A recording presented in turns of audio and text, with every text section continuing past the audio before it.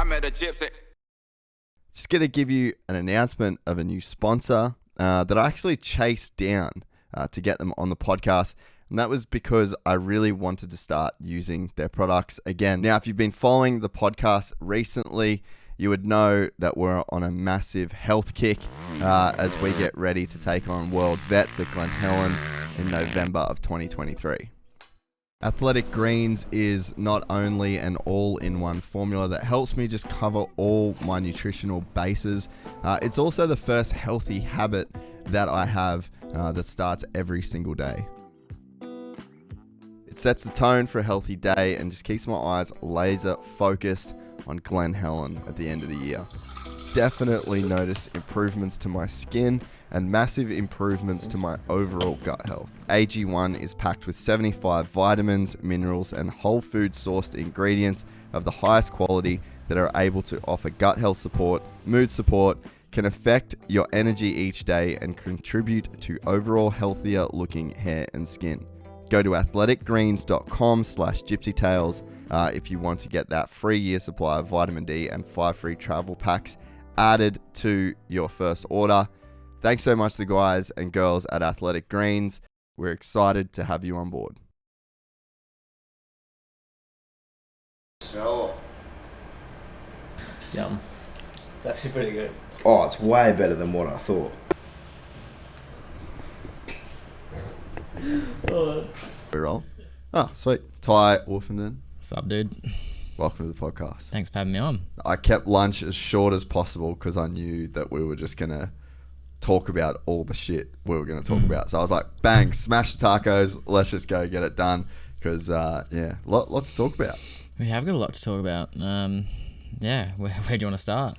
Oh, mate, just what's been going on lately. Bit of time in Oz, which is nice. You so season finishes kind of like late November, and then decided to spend a little bit of time back in Oz. First time in a while. It is. So we left. We built a house in Perth, and then we built it in 2019. Moved into it in the summer, and then March 2020 we went back to Europe for the racing season, and then COVID happened. So we was we've been stuck there for 2.5 years. Yeah. We got back. We actually got back really early this year. We got back on the 7th of October. Yeah. And we've just been just living, hanging out. Yeah, it's been good. Good to enjoy the Australian summer again. Oh, it just makes you appreciate it even more. It makes me laugh because all my mates are going, oh yeah, can't wait to get out of Perth and want to go do Europe and do this. And I'm like, man, you guys live in the best place in the world. It's right at your doorstep and you don't even realise. Dude, I mean, yeah, Perth is pretty solid. I went there in, what month was it? September it would have been. For Manji? Nah, well, I went there in June for Manji. And I just went to hang with a mate. We literally just were riding for a week.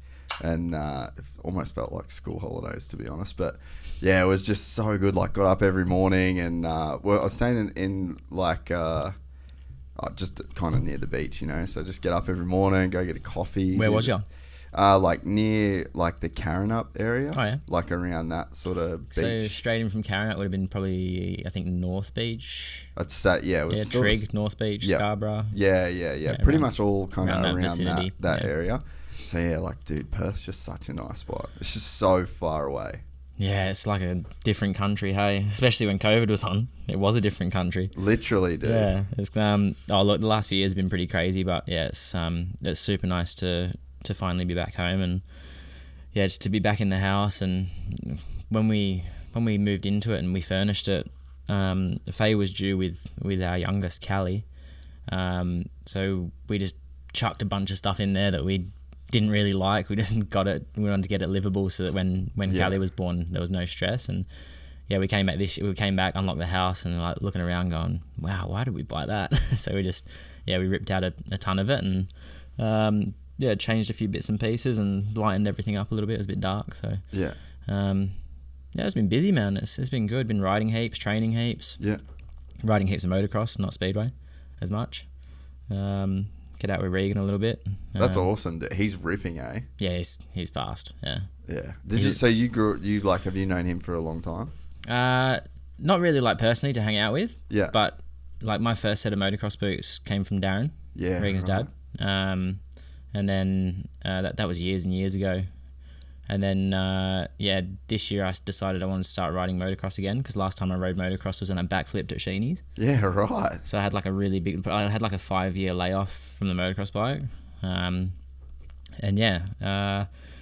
Been riding 3 days a week, Tuesday, Thursday, Saturday. My progression for over the last 2 months has just been insane. That's awesome. So what bike are you riding? KTM 350. Yeah, of course. Yeah. You know what's up. Yeah. It's an old one, 2015, but my mate had it, and then I got it back off him. It was meant to be all prepped and ready to go, and I rode it 3 times, and then lost compression. Yeah. And then obviously took the seat off, and there was no air filter oil on it, so sandblasted all the barrel, and so it was a full engine rebuild because the bottom end had never been done. So it's like a brand new bike now. Had the suspension done, new set of plastics, and fresh set of wheels, and away we go. Yeah, that's the go. So are you just full Sandgroper spec or what? Yeah, I haven't really rode any. Well, I don't even know if we have hard pack in Perth. Yeah, I was gonna say, like, where's hard pack? I mean, Mangy's kind of hard pack in some spots. Yeah, it's too far.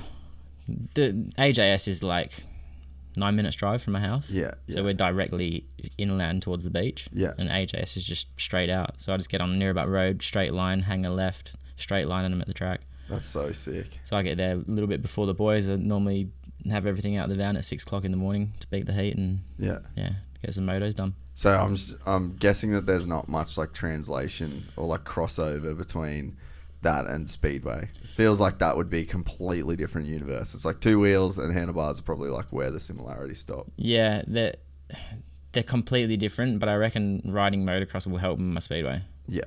Maybe I don't know why, but like I look at all the other guys that are fast that I race against in the championship, and they're all spending a bit of time on the bike, on the motocross bike. So that's why I decided to ride more this winter or this summer.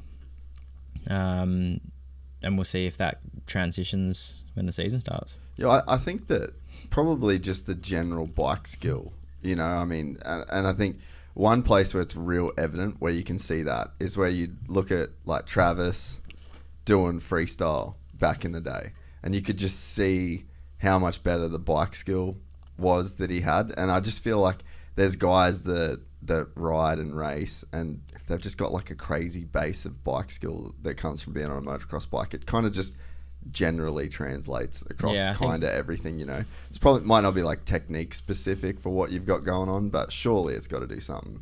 Yeah, I think so. And like I remember when Regan was on the pod, he was talking about it, like how his dad used to like let him hit everything full gas on the 110 or the 50 or whatever he was on, and really push the envelope for what he could do on it. And then when he stepped up onto the other bike, you know, it was a good transition. So obviously listening to that pod, and then there's a few guys that ride motocross this year that have placed above me in the championship, which is frustrating as hell. And then the world champion 2 years ago, he rides a lot of motocross. Yeah. We're chasing another world title, so we're made a ton of changes in the last 3 months, and everything's geared up to having a crack at it this year again. Yeah, that's sick. The you'd have to think too that, I mean, well, how hard is it for you to practice? Like when on your Speedway bike, you'd have to think that just bike time on a motocross bike would probably just be like an easier proposition. Yeah, like I'm not one for washing bikes. Yeah. Like I haven't done it for a long time. I haven't washed my my mate washed my 350 the other day before I came over here, but it probably hasn't had a wash for a month. Like it's filthy. And the boys are like, "What are you doing, man? Like just wash your bike." And I'm like, "Dude, give me one or 2 laps and it'll look just the same again." Yeah. So I changed the air filter because obviously it's a new engine. But yeah, I'm just not for it. So a Speedway bike is a lot of prep. Like when you wash it, you have to take the clutch off, strip all the carb down. Really? Yeah. They're a lot of work because it's a dry clutch on the side. Oh, yeah. So you have to you have a primary chain and then a rear chain. So you take both the chains off, drop your clutch out, take all the rods out, take the carb off, strip that down, wash your air filter, take the throttle off, and then just rebuild it all, spray lube all your cables again, and fit it all back on. So it's like a 5 hour process. So like practice days on a Speedway bike is just a pretty gnarly deal. if I do it here on my own, if I do it in Europe, it's not a problem because I've got 3 blokes that I employ year round anyway. So they do everything. I just rock up, ride, and then disappear. So that's nice. But yeah, it's a mission, man. So yeah, riding motocross is it's good. And I'm up to like I rode on Saturday or Monday. What day is it today? Wednesday. Yeah, so I rode Monday, and I did 15-minute warm-up, then I did a 20-minute moto, then a 25-minute moto, then a 30-minute moto, and then a 10-minute. No shit. Yeah, at AJS. That's good going, eh? Yeah, and I'm pretty much like stood up most of the time, so Regan's been giving me a bunch of advice on how to ride a motocross bike properly. That's why like my improvement skill has just gone crazy for the last it looked like I'm fresh on the bike when I first went out, and then every time I've been coming in the pits and going, oh, what can I do, Regan, like help me there, and then talking to some other boys there, and just picking them for every little thing that I can get off them, being on your toes and making sure your knees are back and making sure your body weight's right, drop my handlebars a little bit, and just everything, and I feel the difference as well, which is really nice. Like just dropping the handlebars a tiny bit, it transitioned my weight further as back. in like rolling them backwards. Just rolling them backwards. That was a little bit too high. Yeah.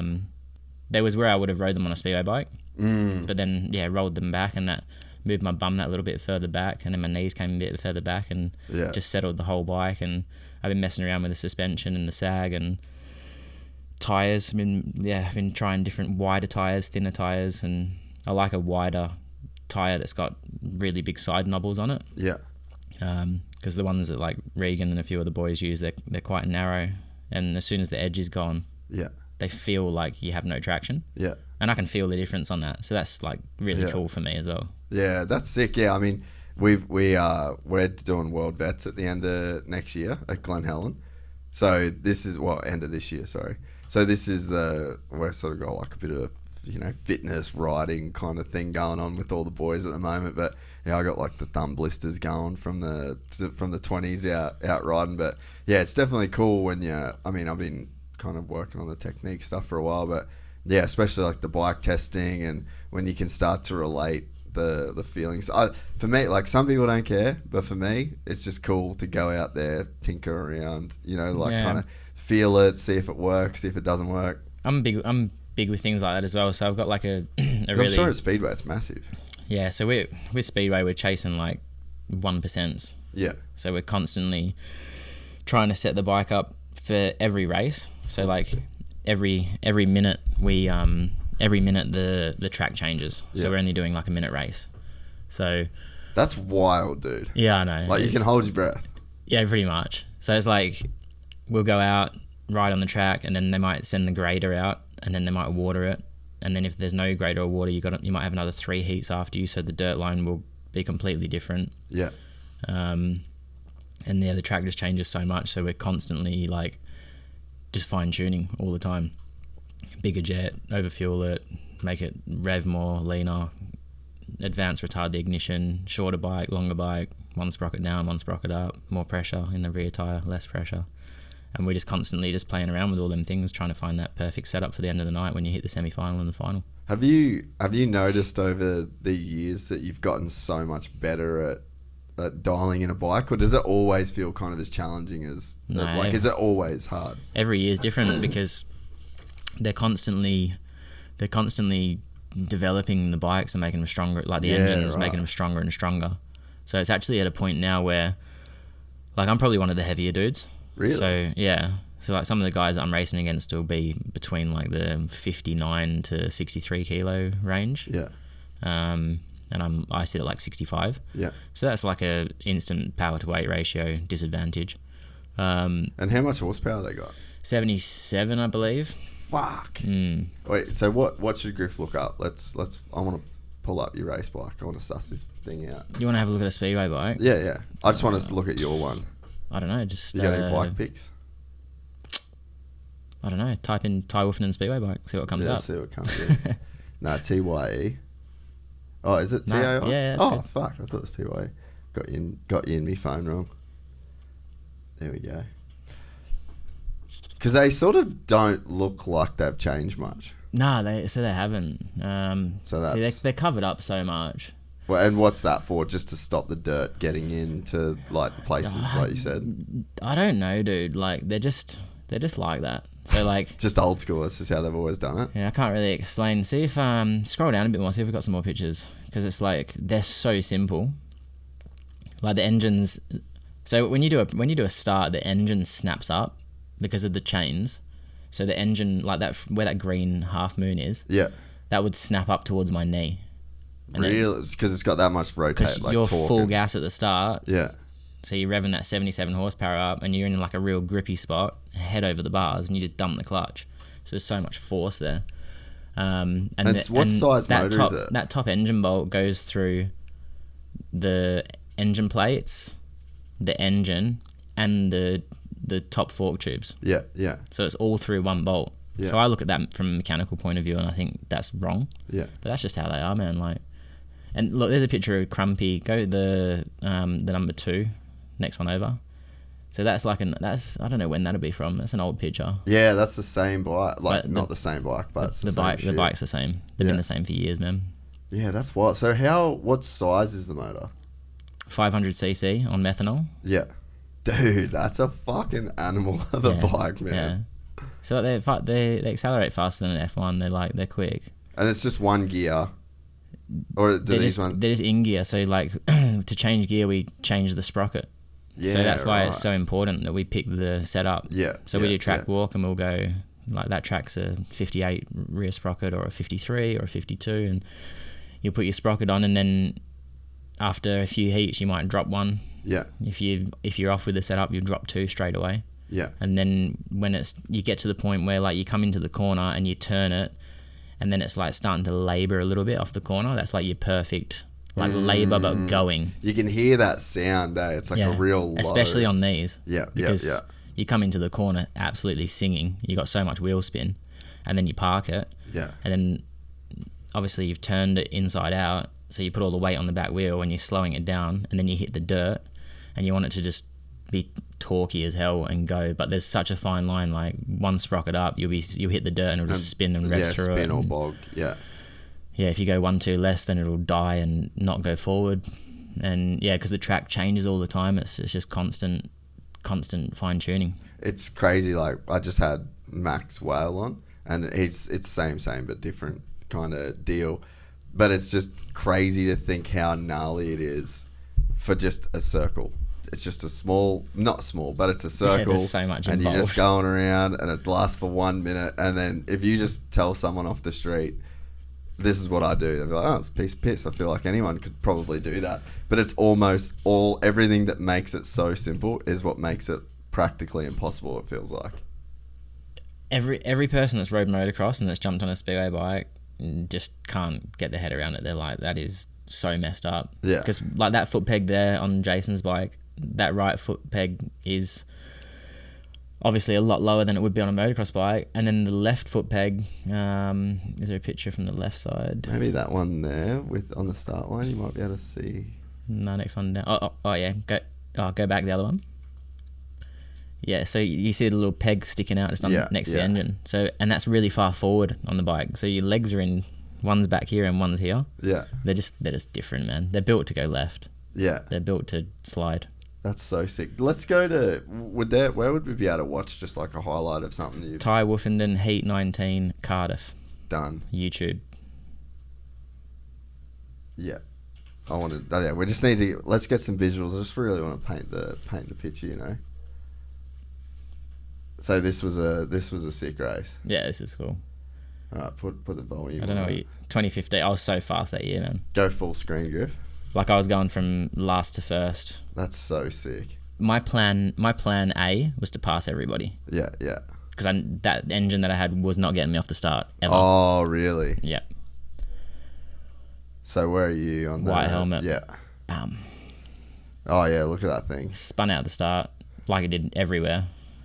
So you're just wide open at that first turn, and you're just sort of Still like wide open. Just riding it. yeah. Clipped his back wheel there. Oh, dude, it's so gnarly. Is it only ever 4-man heats? Yeah, my dad's meeting on the 4th of February at Pinjar Park.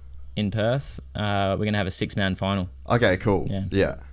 Something a bit different. Dude, how tight did you get that thing turned then? Yeah, so the indoor ones are really cool because if you get your front wheel over the curb, it actually drops the front end and the bike changes Wow. Changes like the, I don't know how to explain it. The front wheel goes like lower than the track. So it drives better. Yeah. Because it'd push more weight on the front. Just drop the whole front end down. Yeah. Dude, that's insane, man. And the crowd is mental there, That's the British GP, man. That's like the staple race. Like for me, being a British rider, that's that's one of the biggest ones on the calendar for me. Yeah. Go back. Let's watch that heat again. It'll be a replay. Oh, there'll be replays. I just can't believe the way that you're able to just throw it in there like that and get it up those insides too. I can't believe the way that you can talk with people on the pod. Yeah, true. You know what I mean? You do it, and that's what I do, and it's the same watching Sam Hill ride his bike and watching Daniel Ricciardo drive that car. You just can't understand it, but when you've done it for so long, it's just what you do. Yeah. Do you think about that, Matt? We'll go forward a little bit, Griff. Let's try and find some. Yeah. Watch this, and then we'll get back into it. Yeah, it's absolutely insane, dude. And how hard is it to I guess it's just the same thing, goes back to you've just been doing it forever, but just to anticipate where the other riders are going to be, because it's you're so committed, and there's no way. There I'm committed. There's from when I went inside, I wouldn't be able to carry that speed and stay on the curb. I had to run up to the dirt and then just rail the dirt all the way down the straight. But if he passed me, I would have gone up the inside of him, the racecraft. Yeah. That's where the racecraft comes in. Yeah, and it's it seems like it's so hard to anticipate, but again, it's you've been doing it for so long that I'm sure there's just a sense that comes with it, Yeah, everything. That top left one's a good one as well. Let's watch it. Last first. While we're into it. 2 minutes. Dude, it's just... You can fast forward it a bit. Yeah, go. This is a funny one. So on the second lap, so missed the start again. Same, spun off the gate. Could never get the thing to hook up out the start. Yeah. What kind of bike was it? Same as what we're on now. So everyone... I just had a different tuner that year. Yeah, right. Fucking sent it around the outside there. Yeah. So I pulled a tear off there and pulled the goggles half off my face. Oh. And I think this back straight, I fixed them. Yeah, I'm just sorting them out now. So what's the speed, average speed / top speed? Oh, I don't know. Our top speed 130, 140 at the end of the straight maybe. Really? Yeah. Dude, this is fucking gnarly. That thing's on rails though. That's the best feeling, when you put it in the dirt. These days there just ain't much dirt. There's no dirt there. Yeah. But then watch this next corner. So where I just go straight to the dirt. Oh, and that's where it really now she's on hooks train up. tracks. Dude, that is crazy, man. And then I knew I spun up on the outside, so I had to go up the inside over the finish line. Because the lap before I spun and lost the ground. That's so psycho. Dude, could you imagine doing that shit? There's no way, man. I think we need to get you on a bike. Dude, I've done it one time, but never What are you doing tomorrow? Podcast. Damn. Unfortunately, yeah. I'm practicing at Brisbane at 12 o'clock. Yeah, that would have been sick. I've got 2 that I've got to do tomorrow. Oof. So I'm all the way done. Dude, Jackson Richardson randomly had a flat track at his house. And we grew up with that Speedway I was telling you about. Yeah. We had a Speedway 5 minutes from our house. So every Friday night when we were kids, it was just cars, sprint cars, side cars, the bikes, everything. And then Jackson Richardson, they owned all the property behind the Speedway, and he built his own. He had a bunch of tracks there, but they had their own kind of Speedway track there. So it was a Jawa, I think. Yeah. And then I only could do a couple laps on the thing. I was just fuck, this is out of control. Yeah, it's different. But we used to do it on our bikes, Yeah. But yeah, I honestly couldn't imagine. I could get you sliding straight away. You think so? Put a bigger sprocket on, put 20 PSI in the rear. Yeah. I run 6.5 in the rear. Really? Yeah. Holy shit. So like when you're in the corner, the tyre's like folding, and Yeah. if I go any lower than 6.5, I normally tend to nip the tube. Yeah. But we're on tubeless now, so that's been a bit of a learning process last couple of years. Yeah. Switching to tubeless. Dude, it is such a cool sport. And so maybe the best way to go about it is just let's just lay the sport out, so I've got like more of a general kind of picture. But so you're a British-based rider still, or are you like what's the series, what's the championships, like how's it work out? You've got 3 world titles. Where do they fit into all of it? Give me the lay of the land. Okay, so when I was younger, I started in England, and I started at like grassroots and worked my way through. And then when I was fast enough, I went to Sweden, went to Poland. So I'd race like Poland Sunday, England Monday, Sweden Tuesday. Really? Yep. And then I got into the... And so are they their own series? Yeah. So I'm contracted to a Polish club. Yeah.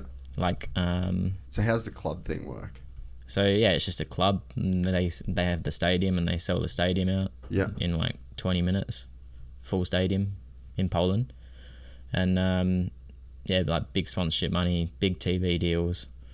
It's a big deal over there. Speedway is like huge. What would the average attendance be in those stadiums? However big the stadium is. Really? Yeah. Yeah. So I think Lublin probably gets the most, maybe 20,000. Yeah. Every weekend. I think ours holds 18. Yeah. Or 16. But yeah, sells out every week. So yeah, some stadiums have like 2 stories.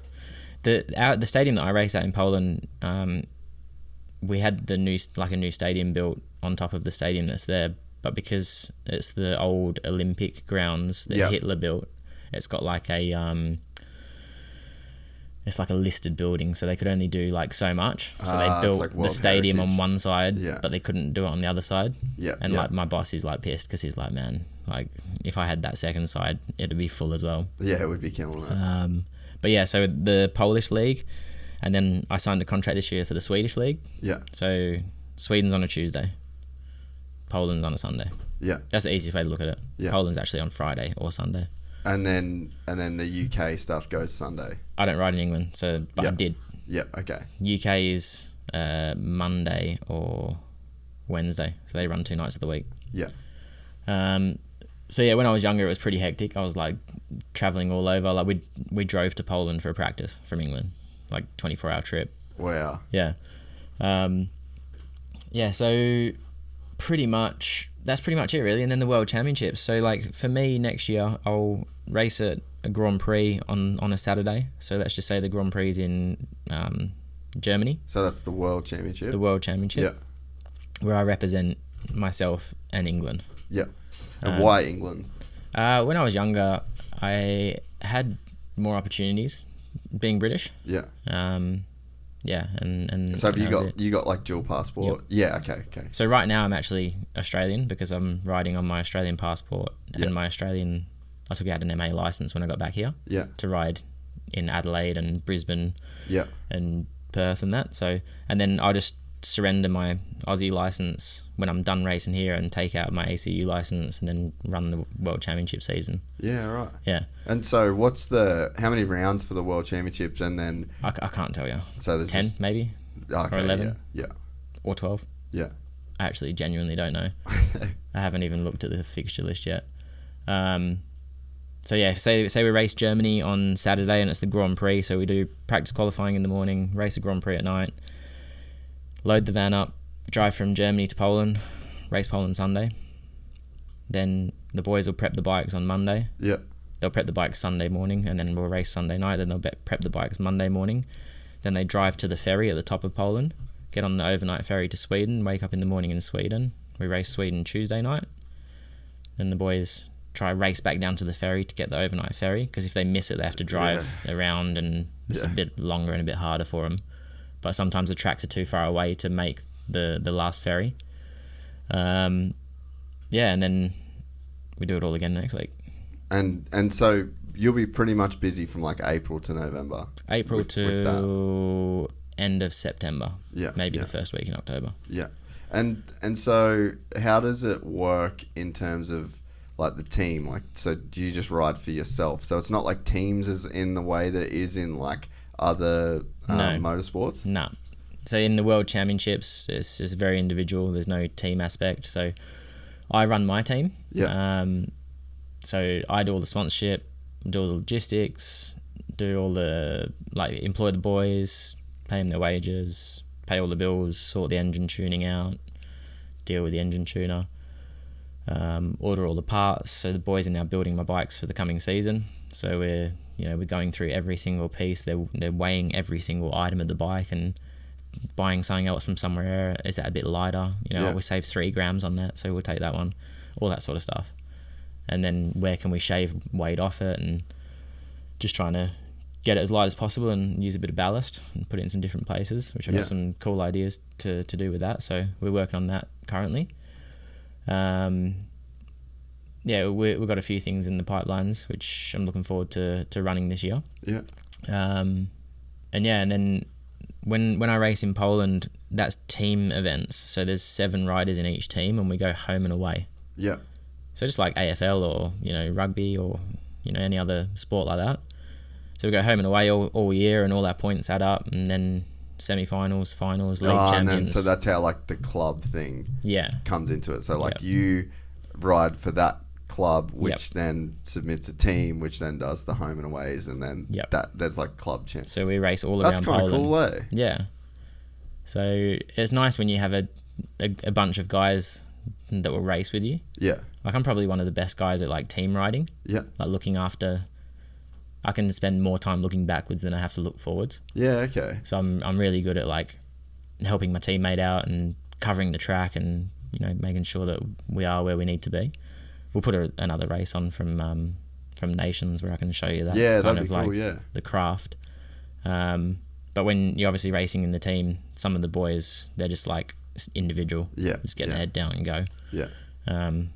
So sometimes that's annoying because you'll be like side by side, and then your teammate will run you up the fence, push you out of the way, and then the other guy will come through, and then they'll pass them. Yeah. So it goes, like, from having 5 points to us and 1 point to the away team, to then having a 3-3 because one dude's won, and then me and my teammate got second or third. Yeah. And it's all about, like, being a team. And then Sweden's the same teams, and we travel around Sweden and do all the home and away stuff. So how many clubs are there that you go against? I think in Poland there might be 8. Yeah. So you go, or 8 or 10. You go home and away twice, and then quarterfinals, semi-finals, finals, and then Sweden maybe 6 or 8. Yeah. So, like, we're pretty busy. When the season's underway, it's hectic. That's sick. A lot of traveling.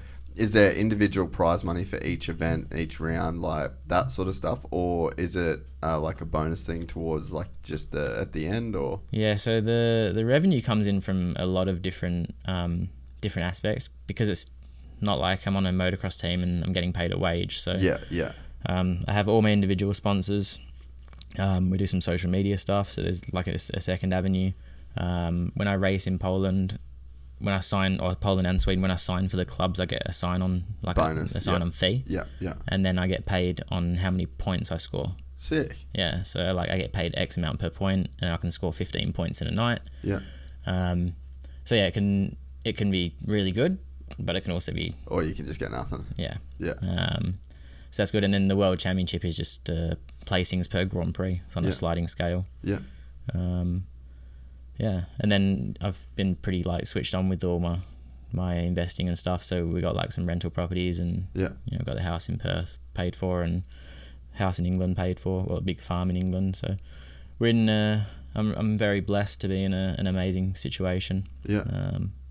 But yeah, I've worked hard for it. Yeah, that's awesome. And there was times where, like, when we first went out to Europe, we lived in a caravan for 3 years, like a big static caravan. First year was with my grandma. And so it was me, my mum, my dad, my grandma, and then we needed our own space. Then it was me, my mum, my dad, and my mechanic. And we went to, like, a real rough... We went from my nan's on, which is like an old age pensioner site, so we shouldn't have really been on there anyway. Yeah. And then we left that, and then went on to this, like, one that was rough as guts with, like, just druggies and people claiming benefits and... But they all knew who I was, and, it was not a problem being there, but it was rough. It was character building. Yeah, dude, I bet. How's the sport in general, like a speedway? Like, obviously, it's still pretty good. Like, got TV deals. Like, we can pretty much watch what you guys do on Fox Sport, which is... So Discovery just took over. Oh, Yeah, dude, so this was their really? first year. So I see the sport like quadrupling in their viewers over the next like 4 or 5 years, because what they want to do is Discovery have like 900 channels. Yep. So they want to take the sport and say, all right, we want to do a GP in America. Yeah. So all the free to air channels in the US, Yeah, it just goes on there. take it. Yeah. And grow the numbers, and then we'll go to a Grand Prix there when the time's right. Yeah. And hopefully it's the same for all the countries. Like, if they have that many channels, if they just put it on all the channels, our sport would just go insane. Yeah. What do you know when do you get to speak to anyone like at Discovery, or do you get to be involved in that process at all? Not really in that sort of process, because they'll have a business plan of what they want to do and how they're going to do it, and I guess they don't really care what I think. I'm just a puppet that rides the bike, you know. But the boss of Discovery, his name's Francois. He's a real nice dude. I speak to him quite a lot. He wants to grow the sport. He loves it. That's so cool. They just bought the rights to the UCI downhill stuff too. Yes. Yeah. Yep. So it's sort of popping up on the radar a little bit. It seems like they're really sort of trying to get into that world, eh? I feel like in the next few months, or they might have already done it, but they're merging with HBO. Okay. So it's just... That's going to be a powerhouse. That's humongous. Like, you can't even fathom what sort of pool they will have and what sort of money they'll have. Yeah. But anyway... But so, like, I guess moral of the story is the sport's in a pretty good place and you can make some decent money out of doing it. Yeah, I didn't really start making money till like 2013. Yeah. After I won my first world title, because I was just ploughing everything back in. Yeah. Every single penny that I got from it, I ploughed it straight back into it. And then, I say that, I bought a house and did a few bits and pieces and that. But but you need a house to live in. Yeah. And, it's been good. It's not crazy money. Like, we're not talking like F1. Yeah. We're not talking Supercross, anything like that. But it's enough to, be able to have a few nice bikes and live a comfortable life. Yeah, no, that's cool, man. Yeah, I guess that there's just not... Oh, maybe it's the way to say it would be, it's getting harder and harder to like be a guy that can be at the top of a sport like that, and in motorsports and make like a decent living. Maybe not the top, but kind of in that sort of area. So I always said to like the people that run the sport in the UK, like, go to the motocross track and watch, like, I don't know, 65 Championship, and forget the top 10. But then take the next 30 kids and put them on a speedway bike, because when they're 16 years old, they can ride in the lowest league for like $60 a point. Yeah. You can score 15 points a night. Yeah.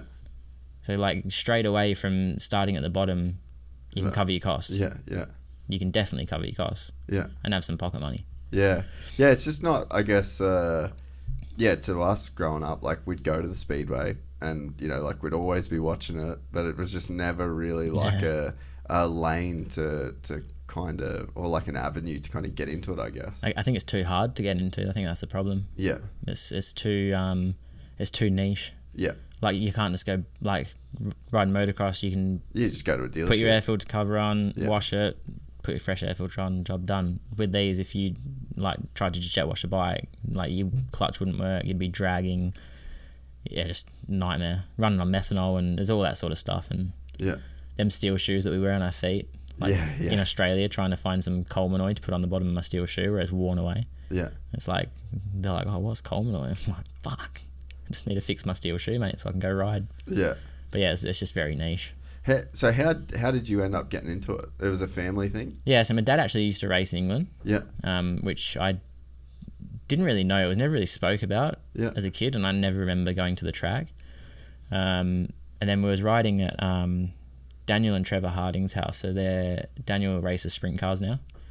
Comes over east and goes out to the US and does all the racing out there. They owned Tucker Time back in the day for pets, the pet food. Yeah, right. So we went to their house to ride motocross, because he had a track in his garden. And then when we was prepping the bike on the Saturday night, there was a Speedway bike tucked away in the corner.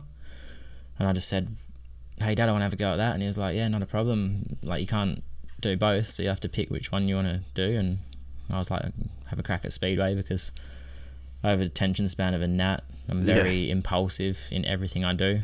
So yeah, it was a easy decision. Get rid of the 60 and buy a 125 junior Speedway bike, and yeah, we went racing. And it was just something that we did for fun on the weekends, you know. It wasn't serious. Yeah. It was just like, yeah, Dad obviously knew about it, so it was probably easy for him. They didn't expect that they was probably going to have to pack up and go back to England, you know. Yeah. But yeah, it was, I did all the junior stuff. We did one on the East Coast in Mildura, an under 16 Aussie titles. My first race day on my 125, I'd only done like one practice session, and they said, we've got an Aussie championship at Bribber Lake. We need to have some more numbers. If you can do a start not stall it, you're in. Yeah. So stalled it 3 times and then did one without stalling it. They was like, you're in. And then, so we raced the Aussies on the first day, or in the morning, and then in the afternoon was the best pairs championship. Yeah. And Chris Holder was racing he lives in Appin, New South Wales, I believe. Yeah. So he was there, and he didn't have anyone from New South Wales, and he got paired with me. And this is like this must have been 2012, 2002 or 2003 maybe. Anyway, and we still race together now. Like, he just signed for my Swedish team, so. No shit. Yeah. He's racing at Brisbane today. No shit. So he actually messaged me, he said, do you want to come and swing on the spanners tonight? Which I'm not doing. Yeah, no. Yeah. But yeah, so yeah, that was the first time we met each other. And I missed a race because I was eating a hot dog. Like, it was just so chilled. Like, yeah. It wasn't serious. But them boys obviously coming over to have a crack at it, they was all serious and keen. But yeah, no, it's been a pretty wild ride, really. So when did you find out that your old boy raced, and like what level did he get to? Like, he just fully kept it on the down low, pretty much. Yeah, so in England you got like the beginner league, intermediate, and expert, and he was like a good intermediate rider. Like, made a living out of it when he was younger. And then obviously decided that he wanted to live in Australia, so he immigrated out there. Yeah. But yeah, probably when we got to Europe, and then everyone was going, you look like your old man, like when you race. And I'm like, what do you mean? Yeah. And I was like, hey, Dad, did you used to race? Yeah, it was like full download. Like, that's wild that he just didn't really feel like he had to tell you about it. Or if it was ever discussed, I just wasn't listening. Yeah. That could have also happened. Yeah. I just can't ever remember it being spoken about, ever. That's wild, eh? So when did you start to think that it could be like a pathway to, I don't know, like a career sort of thing? Because there's kind of got to be a point where you're like, all right, I'm fucking doing it. Yeah, so when I was 15, I won the West Australian Championship on the Junior Speedway. Yeah. I think. Pretty sure that was 2005. And then my dad bought a 350 old school bike with the engine upright. So they ride completely different.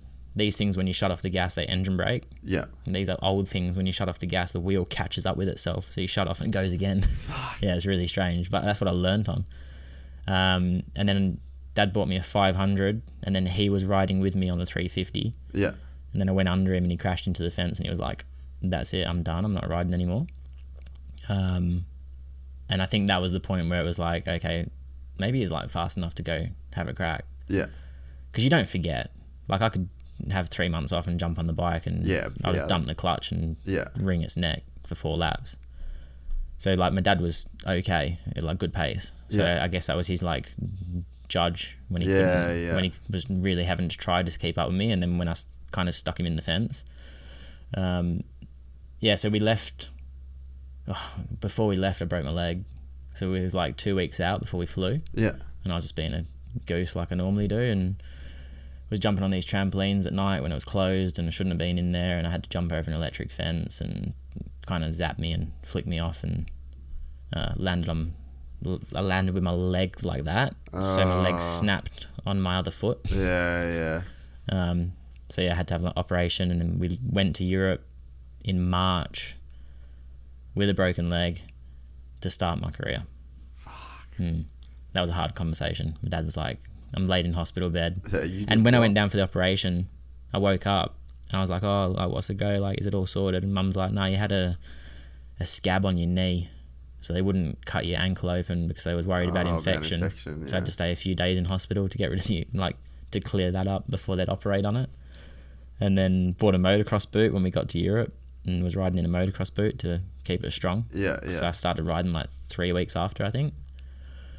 And the first practice session went down the straight, flat out at Scunthorpe.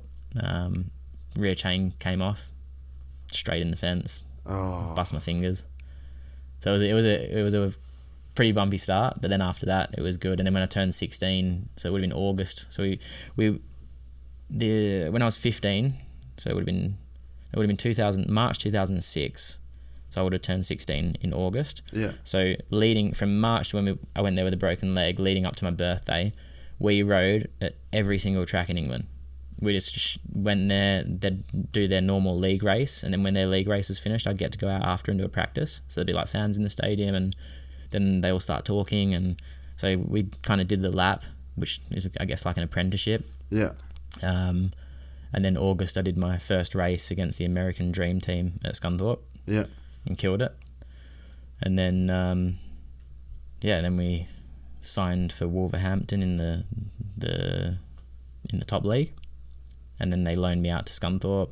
And the year after, I went to Rye House. And then the year after that, 2009, I rode it my first year at Wolverhampton. And that was like the top level. Yeah, that's cool. In England. Yeah. It must be very different. Well, I guess just for the world that I guess came from, but to know that you're not going to ride for like a team essentially, and like the entire time that you're kind of building your career and like on the come up, you're really in control of your own brand and your own image and like the way that your bike looks and all that sort of stuff. Like, is that a pretty cool thing to have over maybe some of the other like motorsports in that sense? I don't know. Never really looked at it like that. It's probably just you've never had to like think about it, but that's sort of just seems like, cool the way that you get to kind of be in control of so much stuff.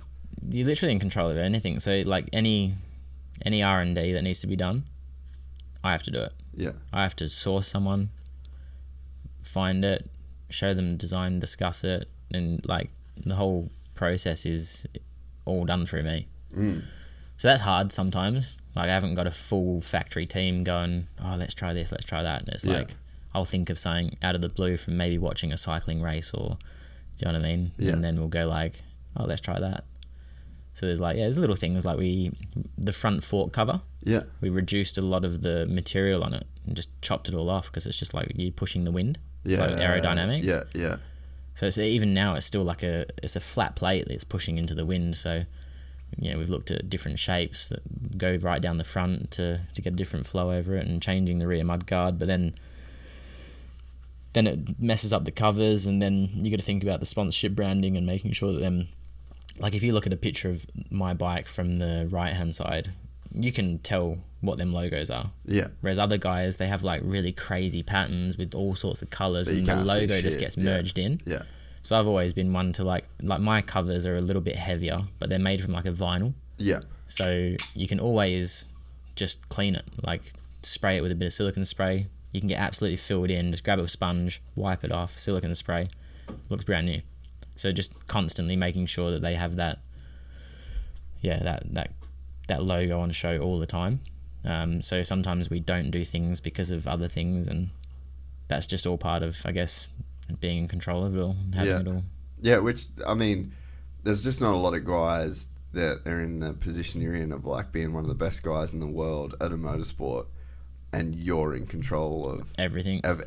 Yeah. And I'm sure that comes with some good shit and some bad shit too at times. Like, is there anyone that's like a factory rider for... It's just not really a thing in that sport. No. Your closest thing you get to being a factory rider is being the best rider in your team in Poland. Okay. And what benefits would that afford you? Just get paid a fuckload more. Yeah, really. So that's it really. But there is there's an American dude, Greg Hancock, who like was in a team years and years ago, but it just kind of like fizzled out. So I don't know if it just didn't work or. 'Cause I wonder how many of those bikes that sell a year. Well, the bikes are so custom, man. Like. Yeah. So how do you even go about buying one? You buy the parts and build it. Really? Yeah. So you can buy a complete Jawa bike. Yeah. They're from Czech Republic with a Jawa engine, which you would have rode. That's what I would have rode. Yep. Yeah. Jawa clutch. Everything's from the factory. But if you want to race in the World Championships, you might just keep the chassis, and that's it. Fuck. Really? You guys do that much to them? Yeah. So rental bars and then your clamps on the top will be bought from, in my opinion, I buy the lightest ones that I possibly can, then send them off to the machine shop and see if we can shave a bit more off it.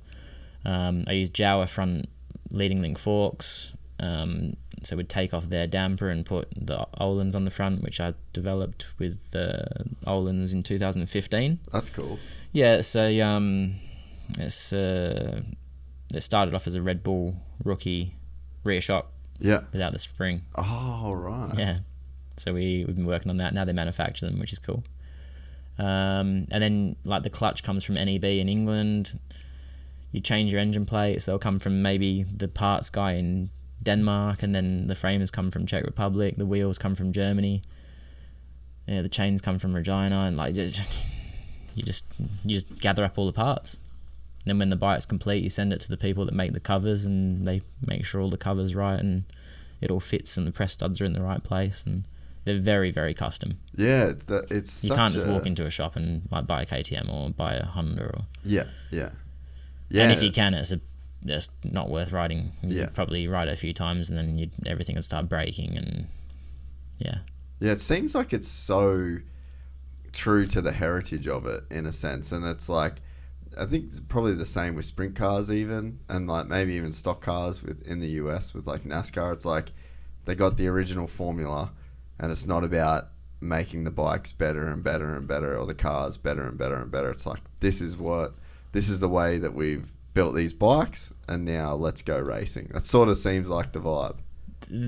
I think that's where you get to the marginal gains.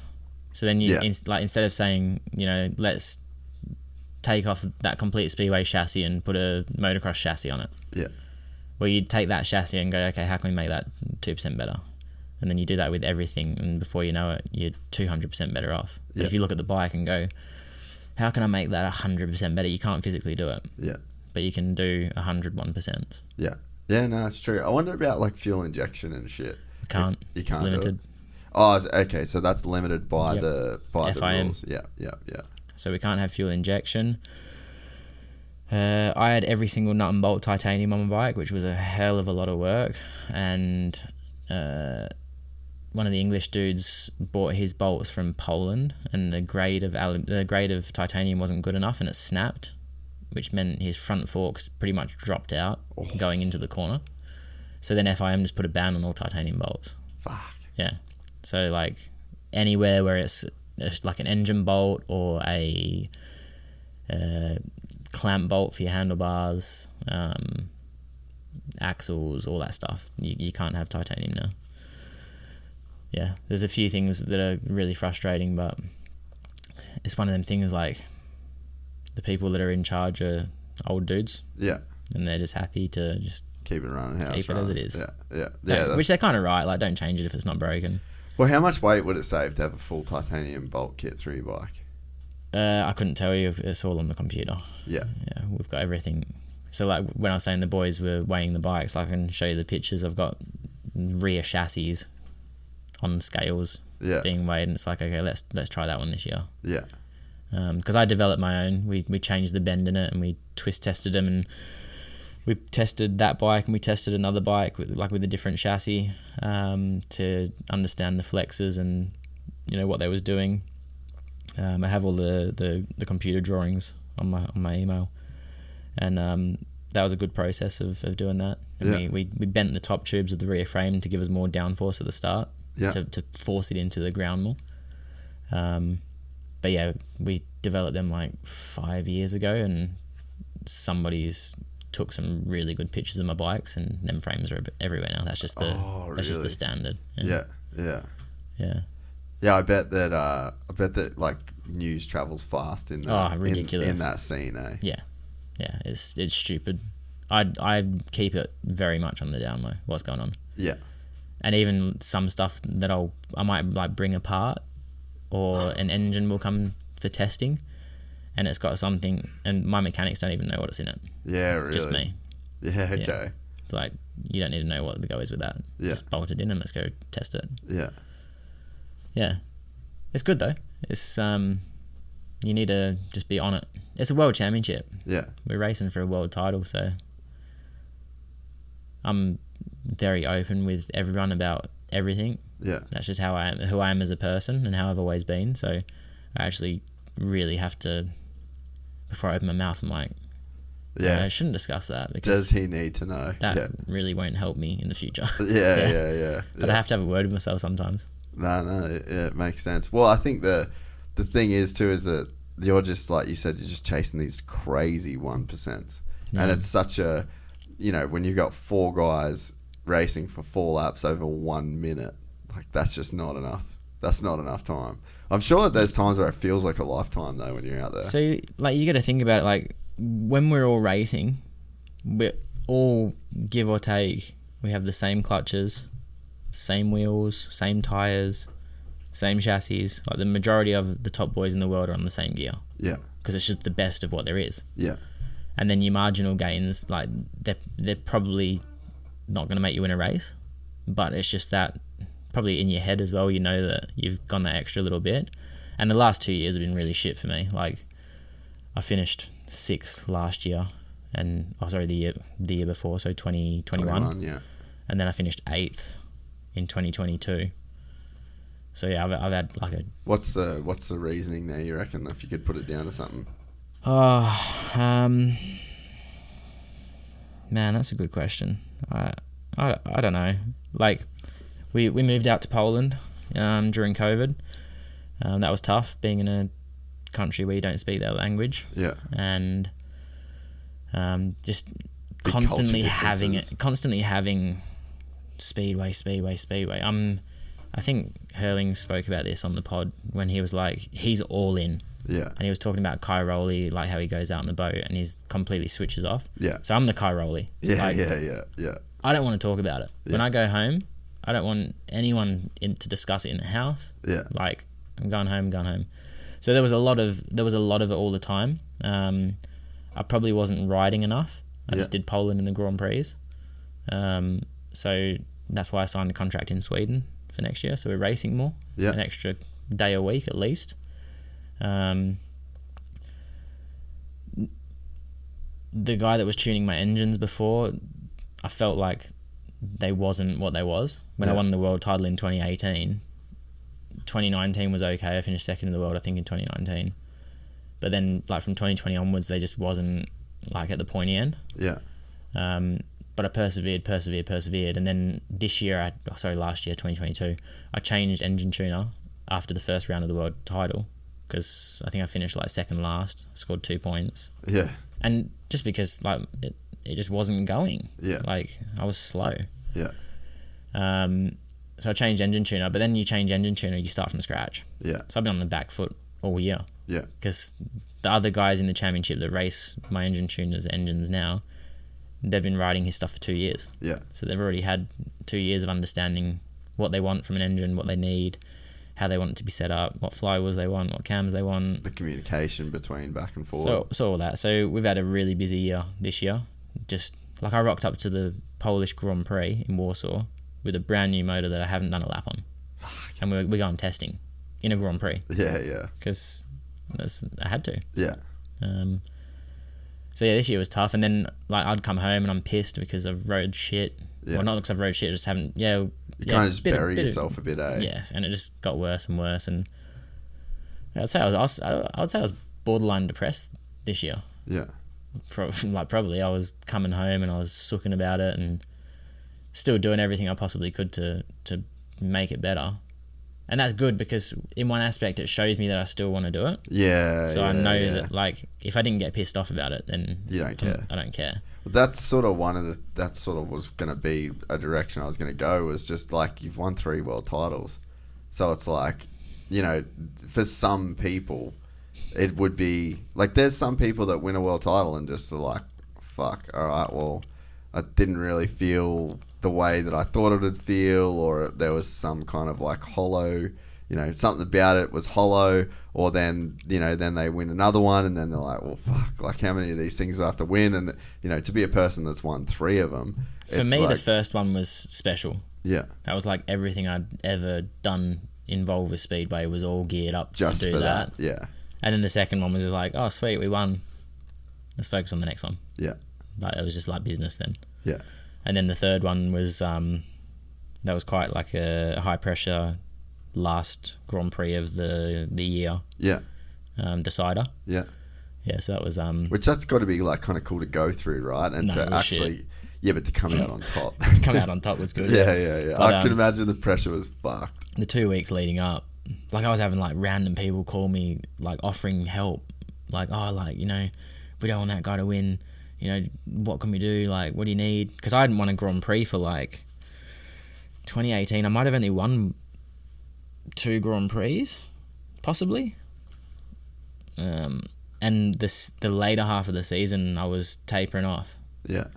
And then we got to like 2 weeks out from the last round. We was in Germany. Made it to the semis. Made it to the final. Won the GP. Had a 10-point lead going into the last round of the championships, which isn't a lot because you can score like 21 points, I think. Yeah. In a Grand Prix night. Then we get to Torren and I think I win my first race. Then have a big crash. Like, flicked myself over the bike at the end of the straight and got up from that, walked off the track, regathered myself, made the semi-finals, made the final, won the Grand Prix, still had a 10-point lead. But that 2 weeks between, I was a very hard person to be around. Really? Yeah. Just the pressure, like. Oh, fuck, it makes sense. From wanting to win it that bad and knowing that I'm capable of doing it. And yeah, it was just a lot of pressure, man. Like, that I just put on myself. Yeah. And I just put myself in a situation where I was like Faye said something and I just like snapped. I was like, she was laughing. She was like trying to make me laugh. I'm like, stop fucking trying to make me laugh. Like, stop. Yeah. And like, there was just no need for me to be an asshole like that. Yeah. But it was just because of the build up, you know? Yeah. I think that was like the night before the Grand Prix or something. It's just a level of, that's a level of pressure I could have never felt. You know, like, it's big. Yeah. And it's all on you. And I think, I mean, for the times that, like, I've said it before, like, I've never really cared about like a motocross race because I was just never that good at it. But then I go to like a jiu-jitsu comp and you're by yourself, and I mean, you've done some, you know, fighting sort of shit, so like you understand that feeling too. But it's like, you go there, you're by yourself, it's just you and another person, everyone's looking at just you two, there's nowhere to hide, there's no second, third, fourth, it's just you. And it's almost like, I mean, the way that I describe it is like, I honestly don't care about winning, I just don't want to fucking lose. And winning is the only way you not lose. Yeah. See, I've never looked at it like that. I just want to win at everything I do. Yeah. Okay. Everything. Yeah. Like, I'll be walking down the street and I set these like micro challenges. So I'll be walking down the street and I'll have a good pace on and I'll be like, oh, I need to pass this person in front of me before that street light. Yeah. Like, I need to do that before that shop, or I want to pass that car before that road sign. Yeah. And I'm like that with everything I do. And like Faye was, she was doing something the other day. We was both doing something. Everyone was doing the same thing. I can't remember what it was. It was just something in the house. Maybe it was building a cupboard or something. And I'm like screwing them in. Yeah, you're like, and I'm watching her and she's faster. like, you're watching me. You're racing me. I'm like, I'm not. She's like, you're an idiot, man. But yeah, just everything. And so, like, sometimes I have to really sit back and go like look at what I've got and appreciate it, because I'm always looking for something else. Yeah. I'm never satisfied. Yeah. Like, I backflipped my BMX bike and then I was like, I'm going to backflip a motocross bike. Went to Sheenie's, backflip a motocross bike, and I was like, I want a double flip.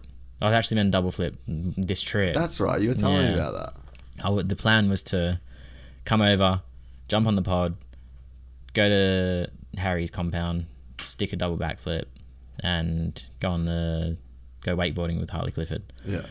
So you're trying to double backflip to dirt or to just the airbag? So I wanted to do it at Harry's because Sheeny's foam pit's small. Like, it's small. And he hasn't got the a super kicker, the like moon booter that they use. So like Harry's setup's the safest.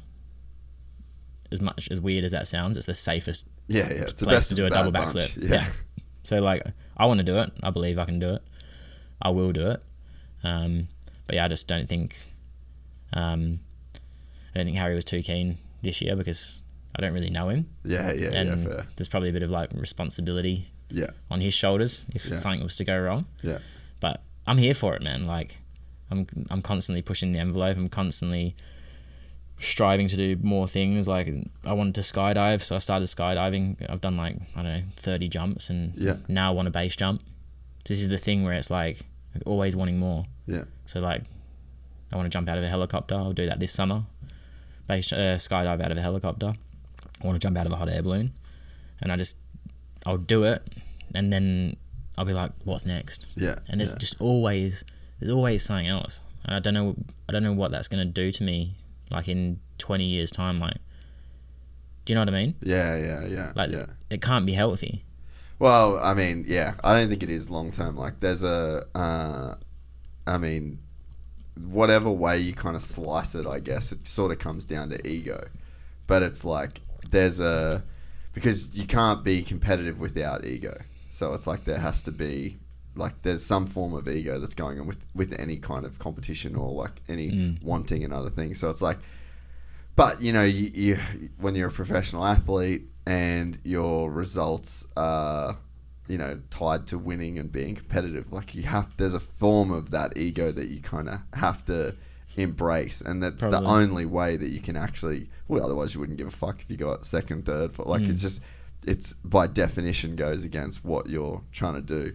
But yeah, I think it's probably something that you just have to reconcile maybe in like the different areas of your life where like the winning or the, you know, it's not centered around, or I guess like your income, you don't need to win in certain areas. So it's like maybe the areas where you need to. Yeah, but that's what I'm saying. Maybe they're the areas because you don't want to take away the competitive nature in the thing that like literally brings in the cash for you. Yeah, for sure. And I don't think I'd ever try and rein it in until like I was finished doing what I'm doing. Yeah. But like I went to watch Fisher play in Perth. Oh, sick. And I was like, dude, if he was a pro surfer, he can do that.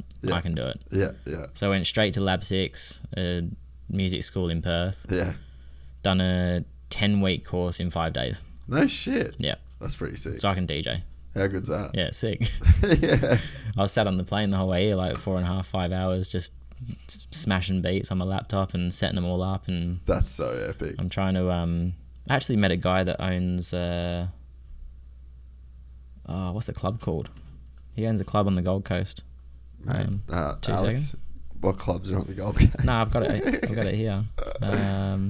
Dude, I don't even know the last time I was in a club on the Gold Coast. It's been a hot minute for me. So they was coming back from Bali via Perth. Yeah. And I said to him, like, we were just chatting away, and he told me about the club, and I was like, oh, sick, I've just learned to DJ. I was like, do you do tech house? Oh, Casablanca. Okay, you heard of that? Yeah. Where is it? Wasn't Moore Beach, I'm not sure where it is now. I think it might have moved. I think it's the same. They're just doing a big refurb. Oh, true. Yeah. Yeah, right. So I was like, oh, if you ever do a tech house night, let us know. I'll come and DJ it. That's so sick. I'll fly out. And he's like, yeah, we're on about, once we've done the refurb, we're on about doing it on the weekend. Yeah. So hopefully fly out for that. I've got a few gigs lined up in Perth before Really? I fly back to Europe. That's rad. Yeah, there's a place called The Vault. It's like a tech house club. Yeah. 9 p.m. till 5 a.m. So that was, you were obviously into music before. Nah. Really? Not at all? I like going to festivals and getting fucked up with the boys. Yeah. Well, sort of into music, I guess. So, yeah, I like that tech house, bass house, drum and bass. Yeah. Like all that stuff. Dude, how big is drum and bass in West Oz? I feel like it's big here as well. Over this side? Yeah. Oh, not like there, bro. Like Lude posts some videos and there's some like sick setups over here. Yeah. Dude, there was the first time I really got exposed to like this whole new wave of drum and bass. Like dude, when I was a kid, drum and bass was like a thing that people were into, but then I don't know, I fucking got into everything else after it. But when we went to Farm Jam in like 2020, it was just fucking drum and bass and like this whole New Zealand crew with no fucking shirt on, freezing cold, just fucking sweaty chest hair out, just like going to drum and bass the whole time. And then they had like a cool DJ do the after party there, and it was just like a full on drum and bass fuckfest day. It was sick. Unbelievable. I and then see since all these then it was boys just on like Instagram. fully on the radar of Perth. Like that's all, like you know, like Jaden Fabridge, you know those? Yeah, like that whole crew, they love it. It's fucking unreal. Who lives here now from Perth? Brady Thomas. Do you know Brady? No. Brady works at he does graphics, or he does some graphic design. Rival. Possibly. Yeah. Yeah, he's a cool dude. So he's big into it as well. So I always see it pop up on his Instagram and that. But yeah, that's kind of. I'm hoping that my followers translate across. Yeah. Because like, man, traveling the world DJing after I finish doing this, like, that'd be insane. How many years do you think you got left doing it? I don't know. You're 32 now, eh? Yeah. Wow. What's the like age? There ain't. They're just because I feel like you could keep doing this for as long as you could. As long as you stay motivated. Wanted to do it. Yeah. As long as you stay motivated. You don't have to be. We're not pumping ourselves like motocross boys. Like it's relatively easy. My heart rate might go up to like 140 at a Grand Prix during a race. Yeah. Some guys are like maxing out at like 201 before the start. They're probably not breathing on the limiter like, for the race either. So stay out of injuries and stay motivated. Could probably do another 10 years. Yeah. And you could see yourself going for that long? I don't know. I don't know what I'd do after. Yeah. You know what I mean? Yeah. Like that's all I know. Yeah. Like I don't know, maybe if my Spotify takes off when I'm a pro DJ, going back to back with Fisher on festivals, then maybe that's a different story. But maybe we can discuss that when it's happening. Yeah. Dude, the whole Fisher thing. So I was following him way back in the day, like Follow the Fish TV. Just dude, when I was like, I remember I was living in the US, so it was probably like 2012. 2013, and I just started surfing, and I was like following all the like Aussie surfer boys, and he was like on the world, like he wasn't on the world tour, but he was like following the tour around, just making Follow the Fish TV, and it is a fucking trip to see where he's at. Like I saw they announced him as the not the headline at Coachella, but like the one under. Like what the that's incredible. Like that's as big as it gets. Yeah, and he's gone like back to back with Chris Lake. So Chris Lake's his ghost producer. Yeah. So that's why like Fisher might be able to make like a bit of a beat. I don't know him personally, but Chris Lake's making him the bangers. Yeah, like that's what, dude. I had dinner with Chris Lake in Perth. Oh really? On that September trip. Yeah. No way. Yeah. I actually didn't have really any idea who he was, and then we left dinner. And the boys like sent me some songs, and I was like, "Fucking idiot!" Like he's serious. And then we were supposed to catch up. He played in Brisbane the next week, but we didn't end up making it happen. I didn't know that he was like his ghost producer. Yeah, like everyone knows that, or that's like a. If you Google it, then you can find out. Yeah. But so I've got a dude, a drum and bass DJ in the UK. Yeah, he's very well known in the UK and here. Yeah. Like if he came to Perth or if he came to anywhere in Aussie, everyone would know who he is. Yeah. What's his Spotify? Mackie G. Go find it. You know Mackie G? There we go. Let's play some fun. So I spoke to him. I was like, dude, like, can you ghost produce for me? Because I speak to him on WhatsApp. I know him. Like he's been to a few races and stuff. That's it. Was he into racing before? No, I just I don't know. Like I might have commented on one of his posts at a festival or something, and he replied and. That Mackie G tour is such a banger, dude. That's so sick. What is it about that shit, eh? Like, it's fucking unreal. It's better when you're absolutely roasted as well at a Yeah, festival. I know. Yeah, there's definitely something about that. Oh, I saw something the other day. It was like, it was something about being young and being at a festival and wouldn't even question triple dropping something that some random's given you. Yeah. But you're at the supermarket checking the back of like a bacon packet or something. Yeah. I was like, fuck, that resonates so well with me. Dude, that's like, I mean, different topic completely, but it's like a lot of the anti-vax thing that, that was going on like when COVID first came out. I was like, bro, since when are you scared of drugs? Like, Yeah, I've exactly. seen you do all the fucking drugs. Why are you carrying on about this? Yeah. No, that's great. We different vibe. It's actually funny. I don't know if I'm allowed to say this, but you can buy it in Europe. What's that? Your vax. Yeah, right. So I have like 4 jabs. I've had the 4. Yeah, you've had them all. But I haven't had one. yeah. It's good. I got the PDF which says everything. So. Well, Poland was probably quite an easy place to get whatever you want. Yeah, I actually didn't get it from Poland, but yeah. Yeah, okay. Close. Yeah. Close fair. place. Yeah, fair. Yeah, no, it's dude, that whole COVID situation is wild. Hey, you just can't get your head around what happened to the world. Dude, it just stopped. It was a trip to live through, bro. The whole world stopped, man.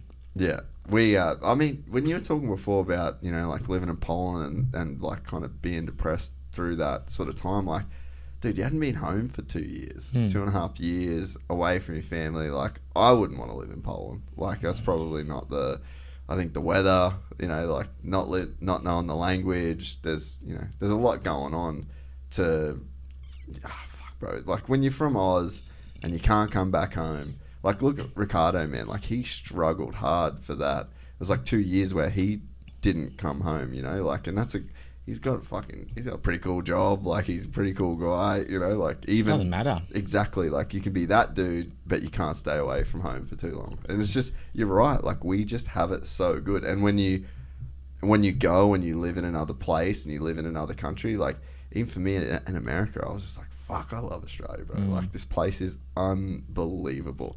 And I think when you know that and you experience other places and you can't be at home, like, that shit has to take a toll on you. I think, like, it was catch-22 because I was with Faye and the kids every day. So you had your family. So I had, like, immediate family, wife and 2 kids, which was great. But yeah, just the whole process of just doing life together and just trying to figure it out, and it was tough. Yeah. Like, it was hard. I'd never do it again. Yeah. But I'm also confident that if we had to go live in any country in the world, not a problem. Yeah. We could go do it. Yeah. Like Google Translate, the app, it's insane. just got flogged on everything because everything was Polish. Yeah. You call someone up, no English. Yeah. Like, you call the gas company, no English, man. It was... So, like, I'd have to call someone to come and help me and speak on my behalf, and they just do things differently. Anyway, it was draining. It was draining. It was stressful. It was draining. Couldn't come back to Australia, and when I sat down at the end of this, like the end of last season, and looked at the championship and was finished 8th and wasn't happy with how my year's been, and then me and Faye started discussing it all, and we both agreed that we, didn't want to be in Poland, didn't want to live there. We both agreed that we have to go back to Australia. Like, we have to. We need it in our lives. Yeah. So that was like two big things. So we're moving country again. We're going back to Australia where we haven't been for 2.5 years. Signed a contract in Sweden. Offloaded 3 people that was working with me. So I had like 6 employees. So I offloaded 3 of them because I can do it with 3. Back to an English-speaking country. So whereabouts are you going to go back to? England. Back to England. Yeah. Yeah. Started working again with a sports psychologist. Like, all these things that happened in October. Yeah. Was huge changes. Like, got rid of my manager, so now I'm like, he was helping with sponsorship stuff, but wasn't really finding me any new ones. He was just keeping the one sweet that was there. Yeah. I was like, fuck, I can do this shit. So. Yeah. And there was some other issues where he like started helping another rider that I raced in the championship with, so got a bit funny. So we wrapped that up. Stopped vlogging because that was a bit of a payload. Yeah. The merchandise dude was like a fucking drama. Every time he came over, it was just drama. Yeah. So yeah, we just had a full revamp, man. Like, just hit the reset button. Yeah. Going to Australia. I've got like, haven't replied to an email for like a month and a half. Yeah. I really need to have a catch up. Yeah. Nothing that like I can leave it. The keeper, Yeah, but yeah, just big reset, ready to take it on this year. Yeah, because I feel like sometimes you can. I've felt like this with the pod too. You know, like I always say to people that just like sometimes it just feels like being on a fucking runaway train. You know, and like you're never like ahead of it. You know, you can get to a certain level where you're like having a certain amount of success, but to have that success, you have to put so much of your life on the back burner. And then, like, you end up getting to a certain level where it's, like, sustainable, you're doing good, you're here now, all right, sweet. But then all the things that you lagged on in your life to get to that point slowly start to catch up on you. So then it's like you spend a few years of your life just, like, dealing with all the fucking problems that you created for yourself in a way by, like, being single-minded, focused. And, you know, I mean, yeah, like, I even feel like that a bit. Especially, I think the start of a new year, you know, you just like, you sit down and you're like, righto, how can I trim the fat? How can I be more efficient? How can I be more productive? Like, I mean, even me and Sammy, we sat on the phone out the front here today for like 40 minutes. I'm just like, you got to do this, you got to do that. Like, you spend too much time worrying about this, you spend too much. And we've all kind of, you know, got those things because life just has like that way of like building up the momentum, you know? Yeah, it's mad, for sure. For us, a big thing was COVID, because we knew we was going to live in Poland, so we rented the farm out. She was meant to buy it in April. She still hasn't bought it, like this April. Yeah. She still hasn't bought it, so we're nearly like 12 months down the line. So she's probably going to get the flick at some point. I called the housing people, put it on the market. We sold the Polish house, got the money on the 2nd of December. That's now prepping to get a mortgage for this. So since COVID, we're still not set up. Yeah. We're not in a bad position. Yeah, but you're not. But we still we still have issues, man. Like, I'm going back to Europe on the 20th of February, and we don't have a house to live in. Yeah. At this point right now. Yeah. And we're trying to get a mortgage to buy one that we found, and there's other people viewing it, and we might miss it. And then there's nothing really that's gonna suit our family. Yeah. For sale in the village that we want to live in, so we're pushing hard to try and do that. And like I said, it's not a bad position to be in, and I'm very lucky and very privileged that we have that problem. Yeah. But we still have issues. Like, yeah. Faye's not coming. I'm not going back to Europe with Faye and the kids. Yeah. Because Faye's like, our stuff's in Poland in storage, because we put everything in storage before we came to Perth, sold the house. So when I fly back to Poland on the 20th of February. Hopefully we've got a mortgage for the new house, which I told them has to complete by the end of the first week in March. Then I've got to send all the stuff from Poland to England. Then when I've done my training camp, go back to England, set the house up, then call Faye and go, all right, babe, you ready? Jump on a flight. Come over. So got a bit on. But that's it then. Then we'll just have the house in England, the house in Australia, fly between them both, and it'll be crazy. Yeah. But it should have been like that from the start, maybe. 2019, 2020. Yeah. And COVID just made a mess of it. Yeah. Fuck, it's gnarly, Like buying a house in Poland and doing probably could have rented, maybe didn't need to buy. Yeah. Made a good investment, made some good money on it. So that financially it was a good option, but maybe it was just easier to just rent something at the time. Yeah. What was the war situation like there too? Was that weird kind of living there through some of that stuff at the start? Yeah, we had some discussions. I bet, dude. Yeah, like if it gets bad, if Poland was to go They're into right war, there, bro. we said we'll just load the car up and just drive to the bottom of Italy. Yeah. We'll just have a year off. Yeah. Forget about Speedway. We'll just pull the pin on it for 12 months. What was the vibe like there? Yeah, it wasn't. Yeah, it was normal. Really? Yeah. So if you got Poland like that, my mechanics live in Jezhov, which is right in the bottom right, which is like 20 kilometers to Ukraine. Yeah. So they're right on the border. So their town has an airport. So their town just became a US city. Really? Oh yeah. Everything, trucks, planes, tanks, you name it. So the US just like rolled They just in there. rolled into that How airport heavy. and unloaded everything. Took every property that was available. Yeah. Like he said, you go out on the weekend and go into the bar, and if you're Polish, you don't understand anything because they're all talking English. Yeah. And like some people probably wouldn't speak English down where they're from. And we're from Rosław, which is the other side. That's where we was living. So it's the other side, so closer to Germany. And we don't watch the news. Yeah. We limit what we can see on socials. Don't listen to the radio because it was Polish. Yeah. So we just like, Just in a bubble. we were in a little bubble. Yeah. But we knew what was going on. Yeah. But then, because everyone's talking in Polish, if you sat at a dinner table, Yeah. you don't know. Yeah. That's actually really funny. Like we sat down for dinner, and when we went back to England for a week, and we was like listening to other people's conversations. It's fucking weird. And we was right? like, holy shit, they speak like they're English. What are they talking about? Yeah. After hearing like Polish for months and months and months. Yeah. So that was quite funny. But anyway, yeah, the only thing I noticed was there was cars. There was a few cars with Ukrainian plates. Yeah. And if you go into a shop, you can hear like you can tell the difference between a Polish accent And Ukraine. and a Russian accent and a Ukrainian one. Yeah. So you got Russian and Polish, and the Ukrainian kind of sits in the middle. Yeah. Yeah. Bit of Polish with a bit of Russian. Yeah. Like a Russian accent, Yeah. I guess. Yeah, but even now we're sat here doing this podcast. I've been laid on the beach all morning, Yeah. and there's cunts in Ukraine with no heating, no electricity, holding guns while Dude. their families live in Europe. It's insane, bro. So, like, obviously through, like, with my missus, like, that first week, dude, we were in Bali, and it was fucking hectic. Like, full, just all the, like, the messages. I mean, she had one of her best friends was pregnant, just about to pop. Like, due pretty much in a week after, like, the Russians went in there.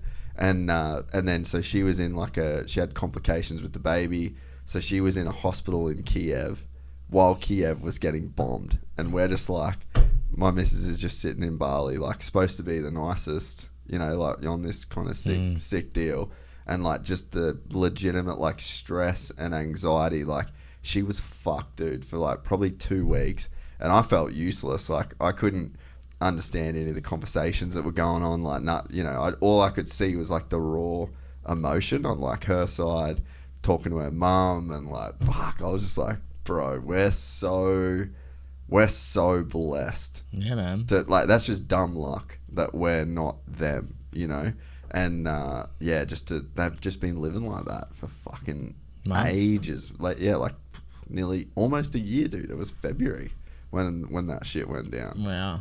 So yeah, like it's crazy. And to the same thing, like being in, spending 6 weeks in Dubai recently, everyone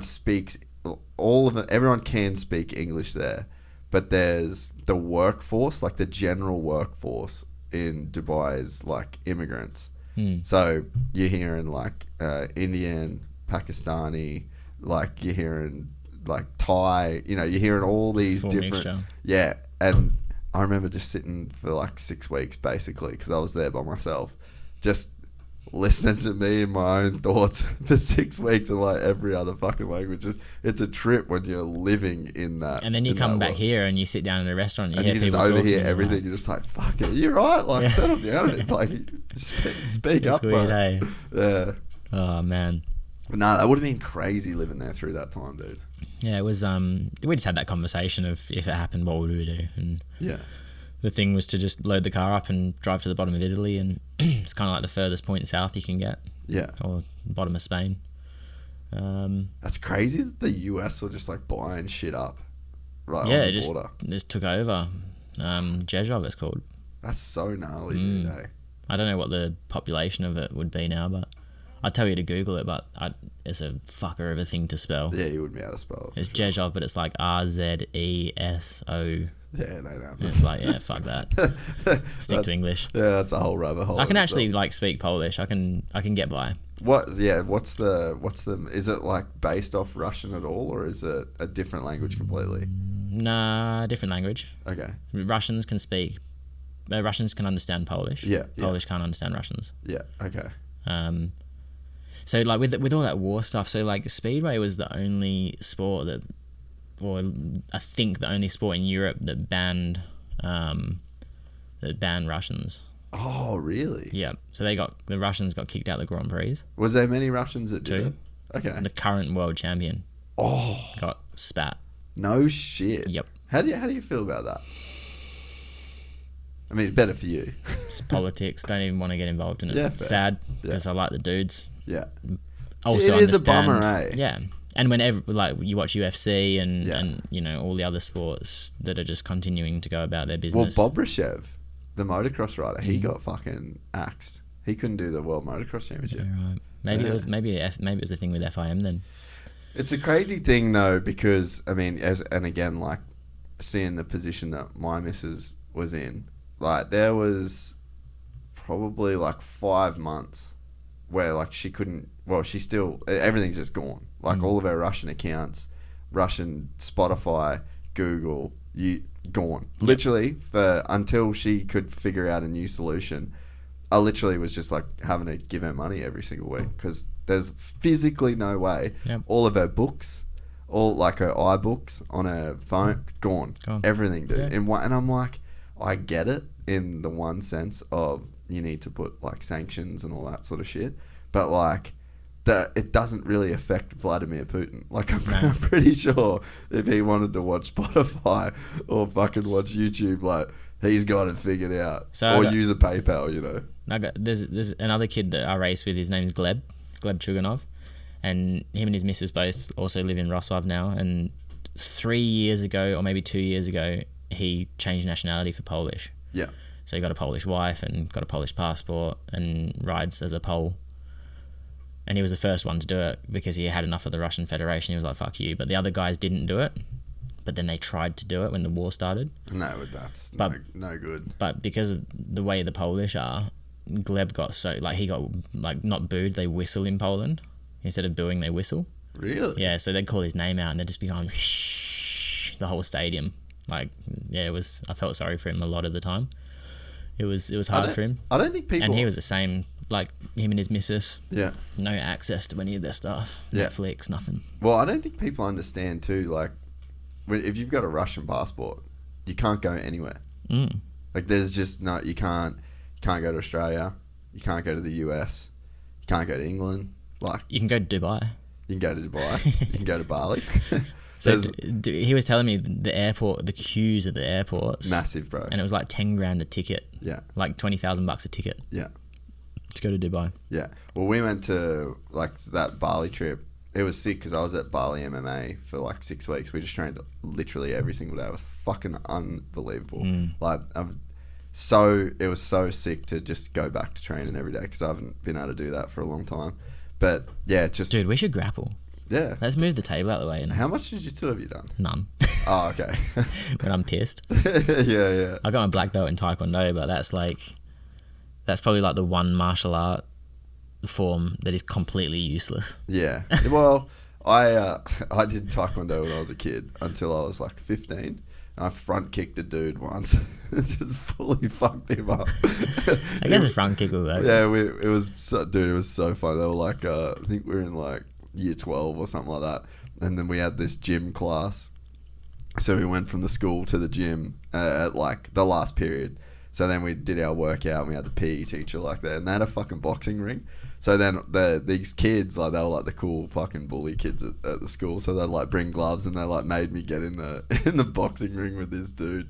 And they'd been fucking talking shit all week. We're gonna smash you, we're gonna do this. So they fucking put these boxing gloves on me. And old mate's like standing there with his fucking hands up, like talking shit.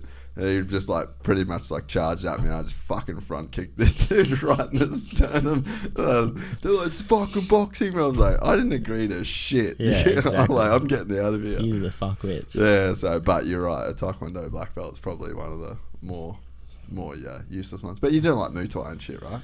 Nah. I thought you were saying you did some MMA stuff. Nah, I trained this morning. Yeah. With John Wayne Parr. But didn't you do some stuff before that? Nah, I was doing a bit of boxing this year. Yeah. I was planning on fighting a dude on the 21st of January. Yeah. So that's what so you were saying you were planning on having a fight, right? Yeah. But so where'd that whole thing come from?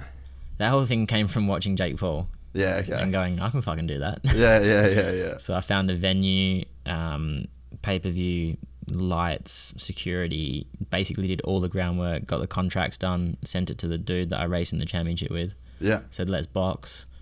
I know what we can pull from pay-per-view because my testimonial, when you race for a club for 10 years, you get a testimonial where you're the promoter. Yeah. So we did 250,000 pay-per-view buys for my testimonial. Yeah, right. So I know what sort of figures we can pull. Yeah. I know how much money that is. And no one's ever seen it before. Yeah. We're on TV all the time on Discovery. We have a great platform to discuss it during the season. Yeah. And I'm here for it. his club refused him the option to do it, and he's the only rider out of the 16 in the World Championship that said he'd fight me. Really? Yeah. So you were just like fully trying to make it happen. Oh, it was happening until he said, the club won't let me do it. I'm not signing. So who's this guy? Leon Madsen. Right, let's pull him up. I'll size him up. Yeah, he's a fuckwit. Let's see. Oh, you don't like him? Nah. Oh, No. how good's that? No one does. So the best thing was, I'm going to get to know. I've cracked him before, but the best What, thing, you've had a fight? Or like on track?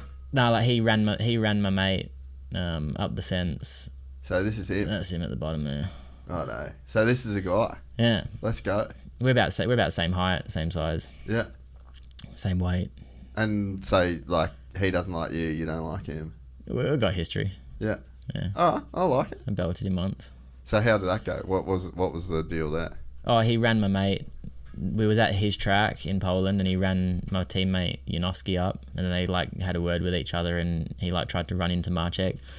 So as he came up the pits, it's a really steep pit bay, and when he got to the top, I pulled his kill switch out. Yeah. And then he pulled the clutch in, because normally you pull the clutch in to stop. Yeah. But then because he's on a hill, he started going backwards. And then he got off the bike and walked up to me, and I just fucking whacked him.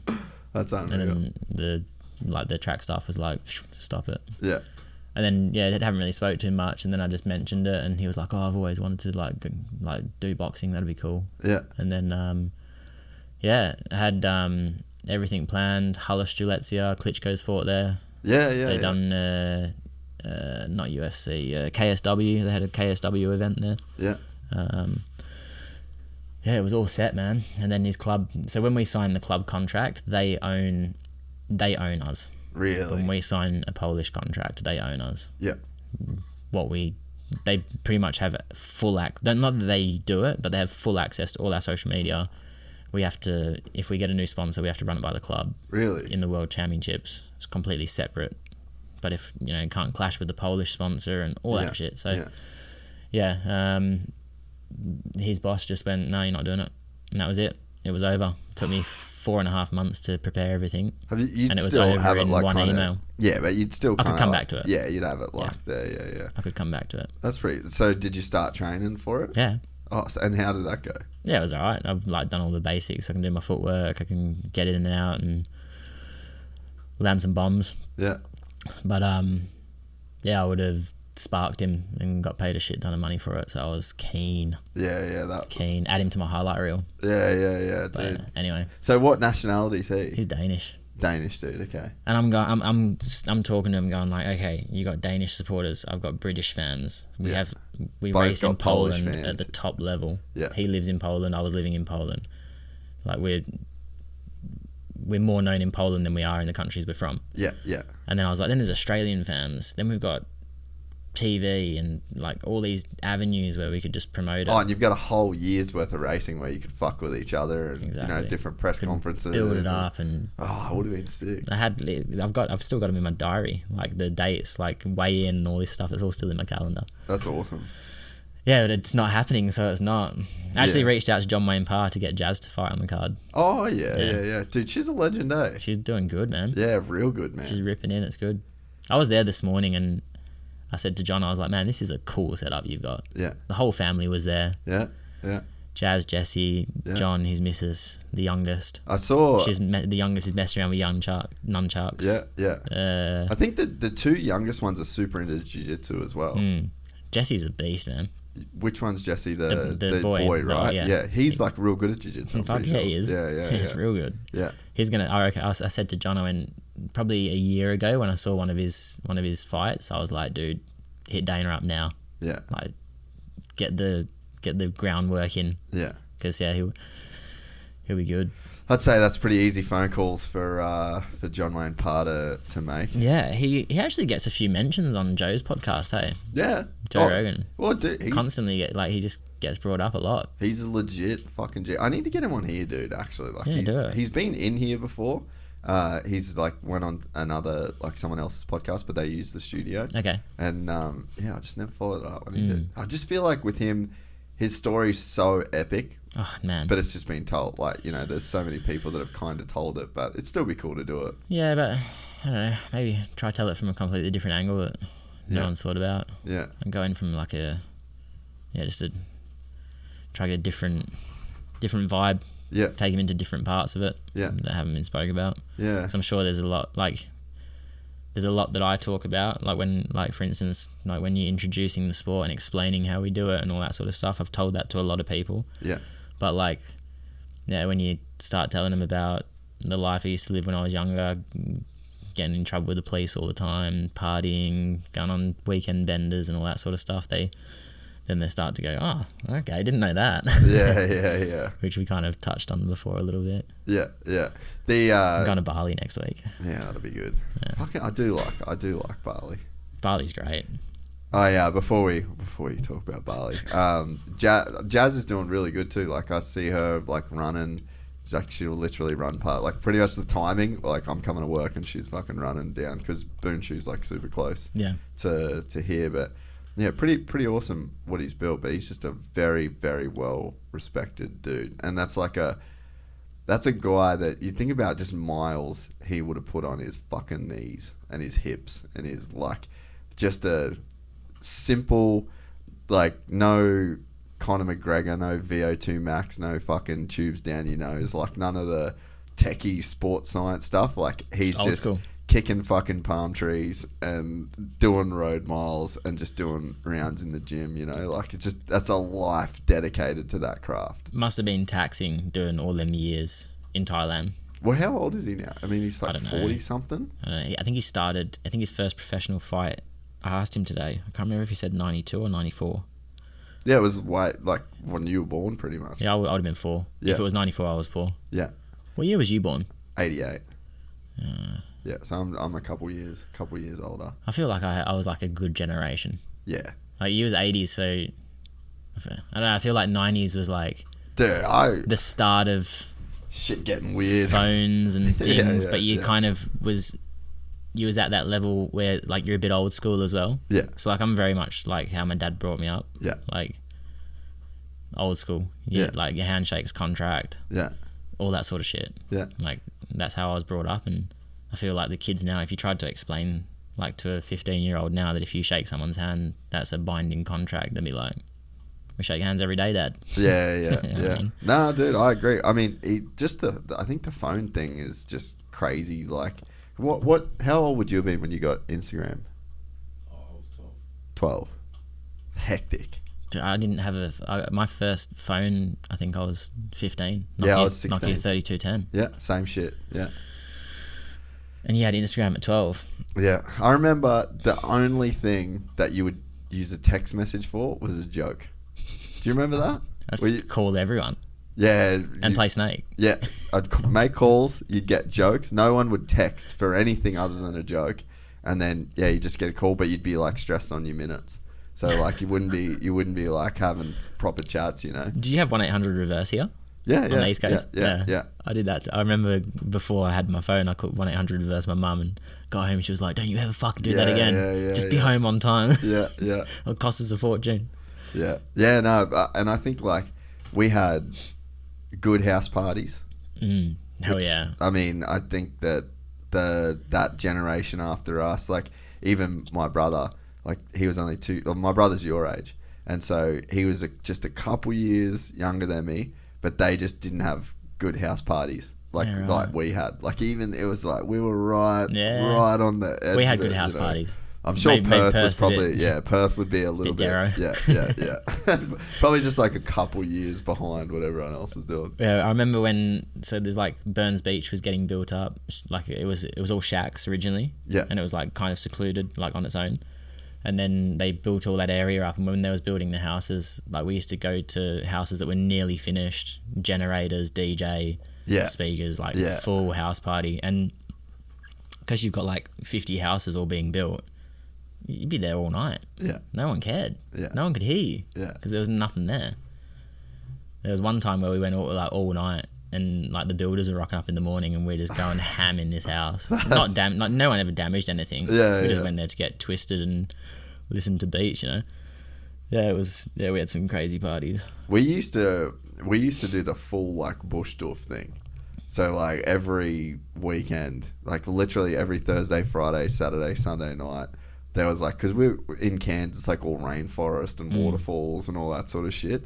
So yeah, there was just this like hardcore group of fucking like Darrow trippy hippie guys that would just like take these fucking enormous stereo systems and like stages, and it was like a mini army barracks. Like, you know, you have like the camo stuff that goes like over the top of the tents, and that sandbag everything. Dude, and, that's like, sick. Dude, we used to walk.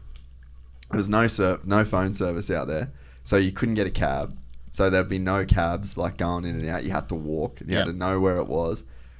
I'm talking probably like 7-8K walks at like 11:30. Like you'd leave, you'd go to like a nightclub. We'd I had an ID at 16, I think. So we'd like Thursday night, you'd go to like dollar drinks at Mad Cow in Cairns, and then when the club closed, you'd fucking pin it out to like Crystal Cascades to where the cab would drop you off. And then you had like a 7K hike, and then you just full on like insane bush doof that'd go for the fucking rest of the weekend. You'd just be like walking in and out of the joint all for the whole weekend. It was fucking wild, dude. That was sick. I remember like going to a few parties and actually calling the cops because it was like too far to walk. Like calling the cops and being like, hey, there's this kid like walking around the streets, you need to come check it out. Yeah. And then the cops would rock up, and I'd be like, oh yeah, I live in Ocean Reef. And they'd just be like, oh yeah, how old are you? 15. Oh, we'll take you home. Fuck, that's unreal. Yeah, call the cops on myself to get a lift home. Because if I called my dad, he would have been like, not a chance, mate. What did he say there when the cops rocked up? Oh, so my dad used to grow weed, and that paid for my racing. Yeah.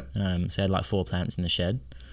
And like the one rule was, do not ever come around this house with police. Yeah. So when they dropped me off from something like that, they never knocked on the door. They just dropped me off at the house and I'd walk in. But the times when the cops actually came over because I was in the shit, then yeah, he wasn't impressed. Never had to, like, he cracked me once. He actually cracked me. I was riding my KX60 down the bottom road. So him and his mate was digging out the pool. Next door neighbour was like 2 or 3 years older than me. And he goes, oh, get your KX60 out. So I was like, yeah, fuck yeah, let's do it. So I had my boardies on. That's it. And I'm flat out on my 60 down the bottom of the road, up and down. No helmet, no t-shirt, no boots, nothing. And Dad was digging the pool out in the back garden, and he's like, said to his mate, sounds like Ty's 60. Goes out and he saw me, and yeah. So I got a good whack for that. But then, yeah, the other times was just when the police came back, and he just didn't say anything to me. Just a couple of days of just silence was enough. It hurts more. Ugh, dude. It's like I'm not mad, I'm just disappointed. I was like, hey, Dad, do you want to have a chat? And he's like, no. And then walked out the door and went to his mate's house. And I'm like, fuck. Because I got pulled. I tried to run away from the cops in his car. He worked at a car yard, so he was always coming home in a new car. So every time he came home and would go out and drive my mum's or his, and I'd like cruise around for like half an hour, 40 minutes, just chilling, cruising around the streets and not doing anything stupid. And I was driving down the road and I had the park lights on, but not the normal lights. Yeah. And when I was in front of the garage, I put the park lights on. I was like, okay, that's lights on. Yeah. And then I put the normal lights on. I thought that was the high beams. Yeah. It's like I would have been 15 at the time. Yeah. And the cop was like, I tried to run away from him. They was pretty angry that I ran away, but they knew by my dad's reaction of how he spoke to them that I was going to be in the shit. Yeah. It wasn't like he answered the door and went, you better not have fucking touched my son. Or Yeah. And they was like, oh, he was driving really good. He just didn't have his lights on. And then he tried to get away. And then, there was a few of them things, same on a road bike. And I convinced my parents that if you have a learner's permit in Western Australia, that it allows you to ride a 50cc scooter. And I had this Yamaha Aerox that I used to like do stand-up wheelies on and stuff. And like if there was a big like downhill, I'd stand on the seat and do the whole cross thing and all that. And I got done a couple of times. The cop actually said, "Follow me," undercover. Follow me. Took me home. Didn't even ask for my license. I was shitting myself. I was like, I don't own a license. Like, haven't got one. I'm gonna lose it straight away. And I got away with everything. Every police thing that happened, nothing ever came of it. I feel like the cops are pretty cool in Oz. Yeah. For the most part. Like, and I mean, I spent a lot of time in America. I got fucked by some cops over there. Like, just for literally. You see a lot of shit from America. Dude, it's so nuts. There was one day, and I mean, this is fucking not bad compared to what. I need the toilet. Yeah. Nah, I've been holding it for ages. No, Sorry. You're good. I'll go as well. Oh, no, dude, I don't know how to do that. What? It's fucking easy, bro. I've just done it a million times. Oh, so it's just that? Yeah, that's it. You're kidding. Nah, that's what I mean. It's fuck all. You're acting like it's a Rubik's Cube. All right, we're back from a quick piss break. I was just gonna go into a dumb story about getting pulled over by the cops. I just had like two traffic things. There was one time I was actually pulling out at Alden Baker's place. We were just filming there. US cops. Yeah, and then I was like, I turned right, and then I turn right, and there's a street sign, like a speed street sign right before where I turned. So like, what's the backside of a sign look like? Yeah, blank. Fucking steel, right? So then I've like turned out of this thing, no speed sign. I'm just on a highway, so I'm like, cool, must be 60. So I'm doing 60, and the guy's like pulls like flashes me. I'm like, what the fuck was I doing? Pull over, and the guy's like, oh, it's a 50 zone, and I was like, I haven't seen a fucking speed sign, man. He's like, oh, there was one right before where he pulled out. Oh yeah, I'm like, good one. I'm like, all right, what's that mean? Like, does that mean I've gone past the speed sign, or do you expect me to fucking, So, and then in the end anyway, so he's like, oh, I got to give you a ticket, and I was like, so what's the go with the ticket? And he's like, oh, if you don't pay it within 30 days, you'll lose your Florida's driver's license. And I was like, cool, I'm down with that. Just give me the ticket. I got to go to the airport. I do not have a Florida fucking driver's license to lose. But then there was another time in California. This ended up being like the biggest fuck around. I got pulled over. It was the first time I'd ever been pulled over in America. So I just fucked up. I pulled over like the wrong way. And then the guy's like, where's your Cali driver's license? And I was like, mate, I'm just here on holidays from Oz. Like, it's fucking rental car, And just got to have a California driver's license technically to drive there. And old mate done me for driving without a license, which was like a proper offence. Yeah. And then I didn't have an address, didn't have nothing there. So apparently they sent me a letter with like a court date. And then, so I flew home and then went back. And then they were like, oh, you missed a court appearance last time. And I was like, what the fuck are you talking about? I missed a court appearance. So then I had to like fully get a lawyer. It cost me like $5 or $6 grand US, man. Just to do this like stupid traffic thing. For just fully got fucked. But I think that if I knew the correct way to pull over, but I don't know. No. So yeah, anyway, I just got fucking cooked on it, eh? Now that like Aussie police, I just don't know that would happen with Aussie cops. Well, I can tell you that wouldn't, because I had a VU SS Ute that was off its head. It was the stupidest car, but it was amazing when I was young and I was driving it. So we got to the traffic lights, hung a left, nailed it down to the roundabout, drifted round the roundabout, and nailed it back to the lights, hung a left, beat the lights. Yeah. Fucking pumped. Yeah. When I drifted around the roundabout, the sergeant for the police station was right there in his, just in his normal car. So I hung a left. I'm now heading towards the police station on a dual carriageway. So I've nailed it down there, only about half the way. And then I was like, all right, that's enough. I'll slow down and just keep driving as I normally do. Yeah. So I get to the roundabout. One cop car stops traffic. Another one pulls up on the path. One pulls up on the central reservation. One pulls up behind me. Dude, there was 5 cop cars, right? Full SWAT team shit. 5 cop cars. So he's called into the station and gone, like, get down here. They've all rocked up. I've gone on the dude, like, no points on my license, never had a conviction, had my license from when I was 16. I probably would have been, 20 at the time. So he was surprised. He was like, oh, really? And I was like, yeah, I normally go to the drag strip on a Wednesday night and do burnouts there because they let you go on a Wednesday night. They call it Whoop-Ass Wednesdays. Yeah, and you can go there and just be a hoon. Yeah. So I never normally went there, but I told him that I went there, so I had a good story. And he goes, "All right, well, when the sergeant's gone, just be on your way." I said, "Look, I was just being a dickhead, mate. Like, I normally go do it there." And I get it. Yeah, and he was sweet and let me off. Yeah. So 5 cop cars, the sergeant in his car, and they let me off. Yeah. I really think that everywhere that I've been, Aussie cops are pretty solid. Bali's a bit sketchy. Very sketchy. Yeah, we So the Darcy that I'm racing in his event. This weekend, Friday, Saturday. Yeah. Darcy Ward Invitational, everybody. The Darcy North Ward Brisbane Raceway. Invitational. That's correct. So we years ago we got on the mushies in Bali, and we was twisted in his room, and then I was like, I said to Faye, "Oh, let's cruise back." Like, we'd been there for like 2.5 hours, so it was starting to like calm down a little bit. Wasn't tripping as hard.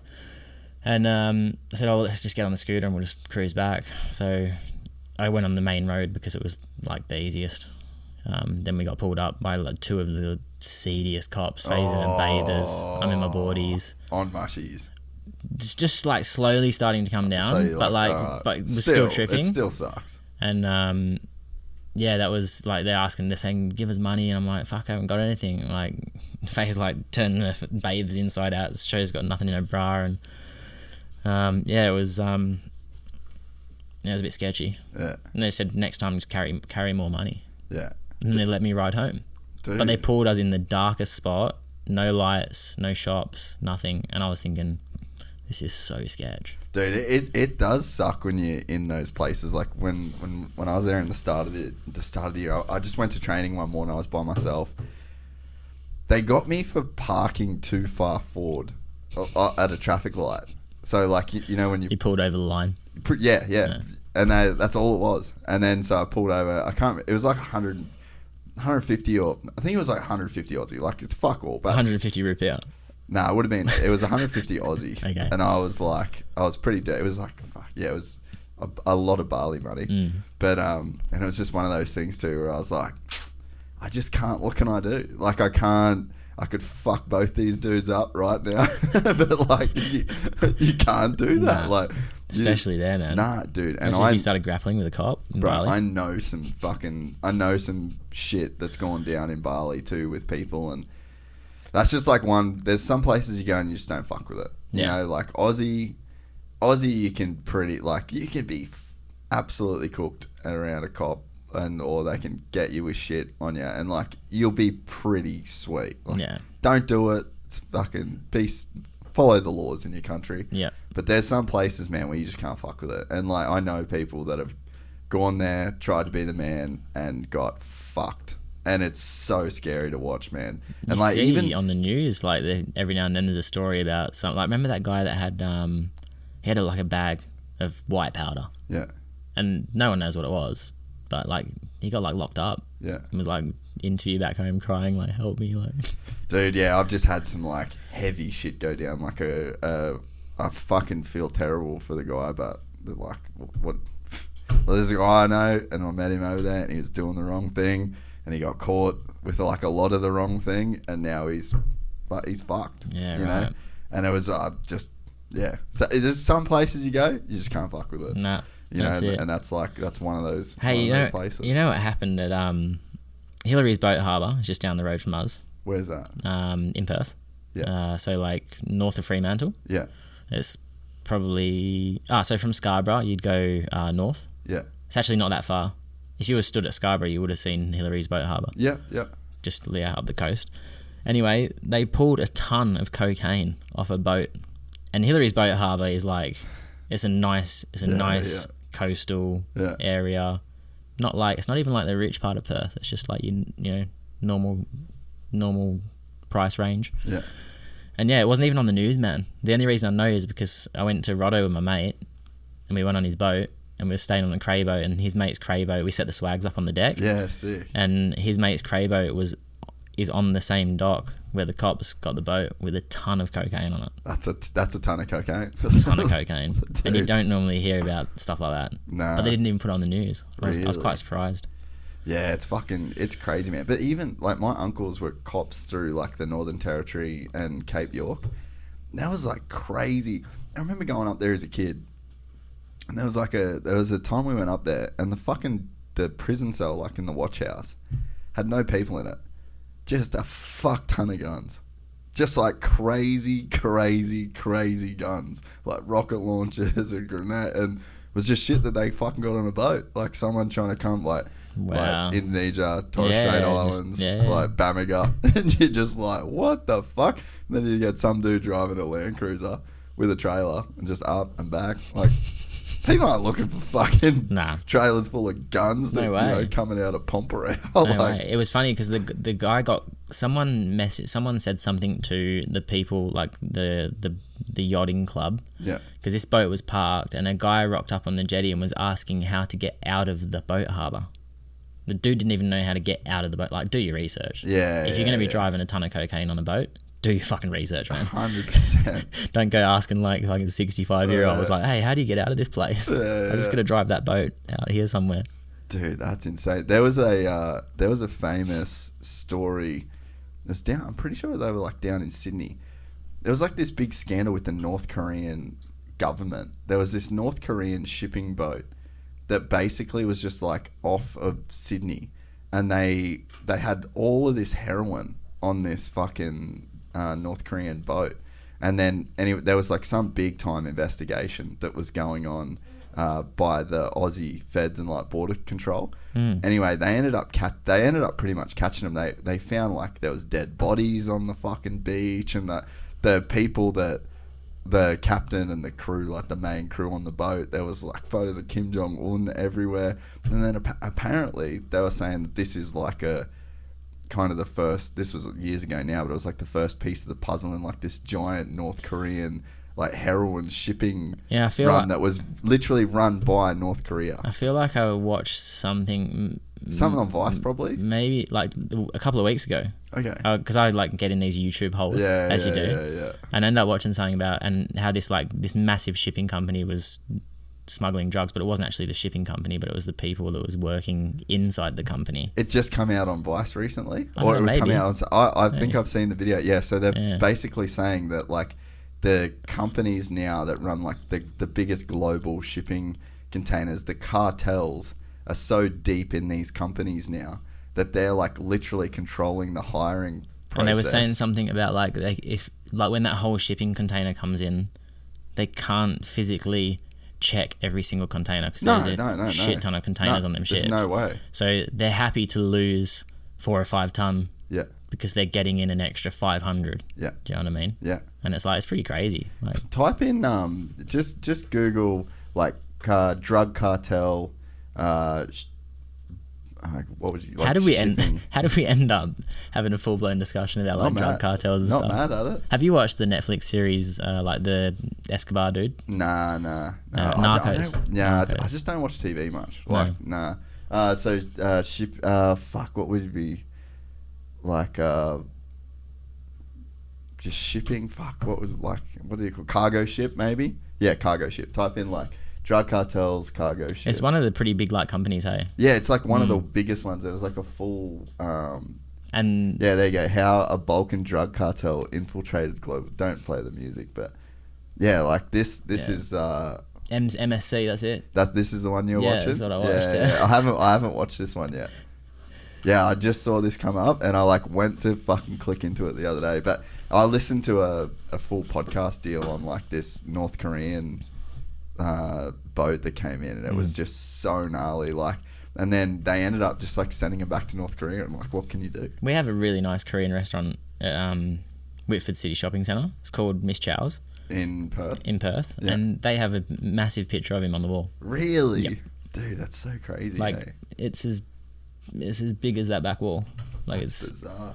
And it's just sat there. Maybe I should get Griff a Kim Jong-un poster that size for the back wall. I think there's like some rule where like they'd have to have them. They have to have them in the house, and if they don't, they go to jail or something. And well, they do spot checks or some shit. Yeah, I'm sure there'd be some fucking weird shit, but yeah, there's even like Dubai and stuff they've got, because there's like the Sheikh and stuff. There's like the Sheikh that's on all the side of the. That's like one weird. It's like everything there's super Western, but then you see that and you're like, that's weird. We definitely don't have fucking ScoMo getting around on all of our. There's none of that shit. Yeah. Go back to that Just go back to where That's we a funny were. thing about Aussie. Like, so the Koreans have got him everywhere. You've got each country has their own thing, and then you've got like the Aussie Prime Minister. Have you seen the remix of the beers? Nah. You haven't seen that? Oh, I think I have. Let's find it. Do you know what he's talking about? No, I just type out Albanese meme or some shit. Yeah, just put beers meme. Beers, man. I'm sure. Albany. Yeah. I don't know who made it, but you know Bilko? Yeah. Bilko shared it, and mate, I was creasing. I do remember. And there's the COVID one as well, when the COVID was happening in Australia, and the woman that was talking, and they've cropped and edited the shit out of it to make her say the most randomest stuff. Oh no! What? It's Albanese. Was it Albanese? There's a song, and he's like beers. Oh fuck! What do we type in, mate? Get on the beers. Oh nah! It's like, well, we're off it. We're off the trail here. Yeah, fuck it. Don't worry about it. But that's like our we just don't representation. We don't give a fuck about politics in the same way as like the rest of the world does, eh? Just everyone here just cruises. We're just like, you know what? Leave me alone. Let me do my own thing. I'm over it. I went to Bunnings the other day, and I bought a hot dog from the sausage sizzle. I always buy a hot dog, and I always pay $20 for it, and they can never get their head around it. Yeah. They're like, "Oh, do you want 2? Do you want 3?" And I'm like, "No, do you want 20? I want one hot dog. Yeah, because I don't want to eat 2. I just want one hot dog, but I'm going to give you $20. Okay, here's $20. Just take my money. Fucking awesome. And so I do that, and then I went in, and a few days before I watched the Carl Barron thing where he says like Aussies don't tell you how they are, they tell you how they're not. They're not, yeah. And the guy goes, I said to the guy, have we got it? I said, have you got any of this thinners or whatever it was that I needed? And he said what Carl Barron would have said, and I just started laughing, and I was actually like in stitches. I was creasing, and the guy's like, "Oh, you're right," and I was like, "Yeah."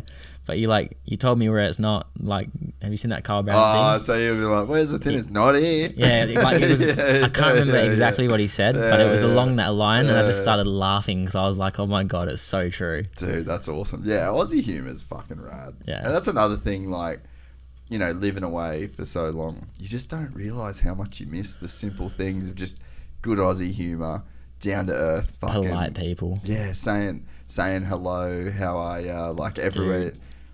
It's a real thing, man. So in Europe, we have had none of that for 2 years. Yeah. None of it. Yeah. Go in the shop, they scan your shit, take your money. Yeah. Don't even say bye. Yeah. Don't even say bye. Yeah. You open a door for someone, and they don't say thanks. They just walk through. You have to pack yourself your own groceries. Yeah. So you like that cramming, and then went to Coles, and they're scanning it and just placing it in the bag, and I'm like, what do I do? Yeah. Like I feel I'm lost. You're chilling, bro. Like, welcome to Australia. Can I pack my own bag? Kick back and relax. We got this. Yeah, no, yeah. I think people that live here on a full-time basis really don't appreciate what they have. Yeah. It's one of the good things about living away, man. Like, I mean, yeah. Appreciate it more. Yeah, yeah. Like, I mean, I've just kind of made the move that I've made, and I wanna like go and I wanna experience what I'm gonna experience there, and it's, you know, but fuck, you know, when you're away. And it doesn't matter what country you're in. And I think that there's a level where I think a lot of Poms would miss the English stuff too. Like, even I got my mate Blake, like he lives in London, comes back, loves Aussie, but he's like, I just want to go and drink a fucking pint on the street. Like, you know, so I think everywhere's got its charms that you miss. But I think Australia... Home's home. Yeah, yeah. But Australia objectively has some pretty dope shit going on. Dude. So because we've lived in Poland for the last 2 years and it's been tough, I think Australia's just felt that much better this time. Yeah. Even Faye's like, normally it's me questioning if I want to go back and race on motorbike. Yeah. I'm like, wow, do I really want to go back to Europe and race on bike when I can just have this? Yeah. And this year it's been Faye. You know, she's like, oh, you know, Riley's due school soon. Like, she should be in school this year. And I'm coming back to race because I want to win the world title. I'm super motivated again. And, yeah, Faye's going, I can stay. I can stay here. Yeah. You just go do the season and I'll be waiting for it. Yeah. How long would you be away? Like, if she too long. Yeah. Be most of the March, year. April, May, June, July, August, September. 7 months. Yeah. Yeah, it's a long time. Yeah, it's too long. And there's not Way too really a long. break where like you can come back and forth. That's the shittest thing. It's probably the thing that keeps Australia so good though, is that it's so fucking far away. Yeah. So one thing, we started phase visa, permanent residency, For the UK? 2018. Is she UK or Aussie? She's a POM. Okay. Yep. So to do a residency here. Yeah. So she's It married. takes a long time. She's married to me. Yeah. Both the kids have got Australian passports. One of them was born in Australia. One was born in England. And she got a permanent residency accepted on the 6th of October. Yeah. Just. And we started that in 2018. So what's that, like 4 years? Yeah, or maybe we started at 2017. No, we had Riley. We got married in 2017. And then we put in for our application. Then we had Riley in 18. Yeah. What's that process involved? Dude. Just ridiculous. That's why Australia is the way it is. Because of how fucking hard. You could not fake that. Yeah. I genuinely don't think you could fake it. Yeah. So the biggest thing was like, you both write your love stories. They have to coincide but not be the same. Yeah, yeah. You have to give them every single flight from when you were 16 years old. That was really hard for me. I won't be able to do that. No. Well, luckily we went back to like, we had an email, a flight email. Yeah. That we just used for flights. So we had, and Faye could go that's a back good and idea. get like, I think we went back to 2015. Yeah. And then anything prior to that, I just said all these years prior to that are the same, if not worse, as what we've shown you from 2015. So they accepted that. But anyway, so the love stories have to coincide. Then in your love story, there has to be How lame is that? 5 terminology? yeah, five people that you can use as like to prove that your relationship is legit. Yeah. And out of that 5 people, you have to have photographic evidence. Yeah. So when you're writing this love story, you're planning it because you're like, okay, these are the 5 people that are going to sign the paperwork, the documents to put into our visa application to say that we are legitimate. And then they have to be in our love story. So like one was my auntie, one was a family friend, all that. And it's like, okay, we went to Carol's we went to, there's a street in Connolly that has, every single house is lit up on with Christmas lights. Yeah, yeah. So we went there with the Grothus, Caleb Grothus? Yeah, yeah. Yeah, so we went there with his family. So, and we have pictures with them stood in front of the lights. So we added that into our love story with the photographic evidence and their form that they've signed to say that we're legit and how long we've known them for and all that.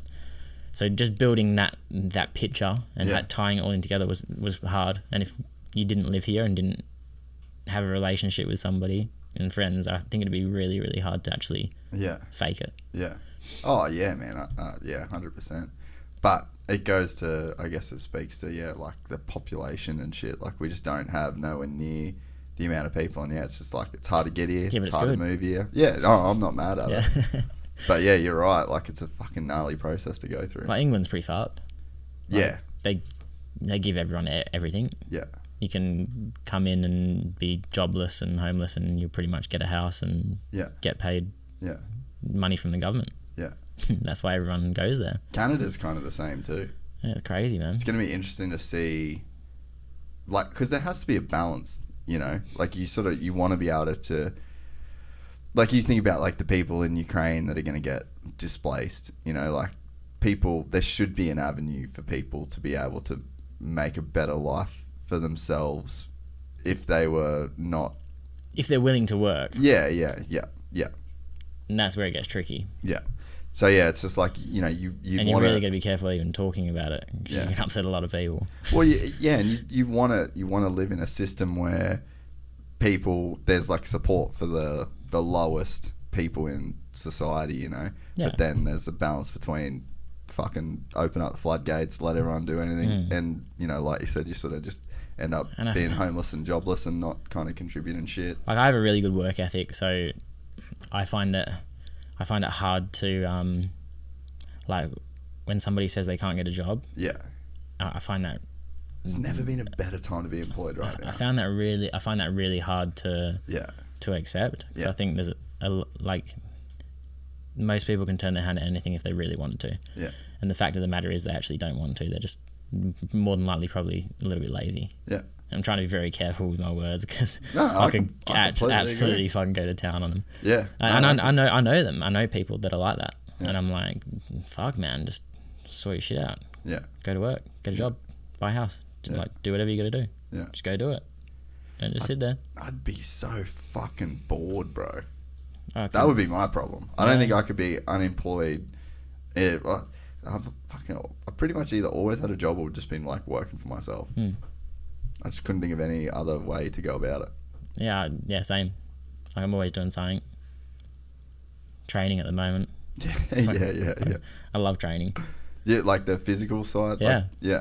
Because you probably don't have to train like that hard, really.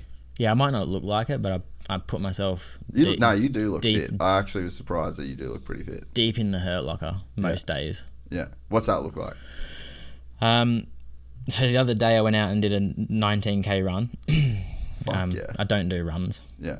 And I was like, I'm going to do a half marathon. Got ticked over to 19k right outside a really nice calf. So I just called Faye and I was like, hey, come pick me up. I'll meet you for a coffee. I'm done. Yeah, I'm done. But I started doing the run, and then once I'd done 10k, I was like, the next 10k I'm going to do negative splits. So you had to get faster each time. Every k was a little bit faster and a little bit faster. So that completely ruined me. And then I went and rode at AJS. So I normally do my 3 motos, and then the other day I did the 4th, and I got very, very sketchy on my 4th one, like the extra 10-minute moto I did. Yeah. And I was getting a bit out of shape. We go cycling on a Saturday morning out of there's a swimming pool, and there's a big group ride that goes out, and A grade is just like a bunch of dudes that cycle all the time, like 6 days a week, 600-700 Ks a week. Just savages. So you get on that and you're rolling your turns and your legs are just on fire, your lungs are on fire, your heart rate's through the roof, and you're just hanging on for as long as possible. Like when I ride a group ride, I will roll every single turn until I'm done. What's that mean, roll every turn? So when you're cycling in a bunch, if the wind's coming from the right, the line of riders will be just off the curb, and then everyone will go between the curb and the riders. So when you get to the back of the group, you then you move over and you ride to the front, and you pull onto the front, and then you ease off just a touch, and then the next person rolls over is enough to roll over. So you keep rolling over. So you're just constantly doing a big chain. Yeah. And you go faster, but you have them big spikes because when you get to the front, so it's like everyone's pulling at each other on, essentially. Everyone's pulling each other around. I didn't know that's how that worked. So that's like a rolling your turns, but when you're on the A grade ride, when you're sitting on a wheel, you're pushing some big numbers just to sit on the wheel, because I'm not quite at their level. They ride every day of the week. Yeah, you'd be like on the edge. So, and then when you roll to the front, you're then pushing the wind. You're not got somebody in front of you.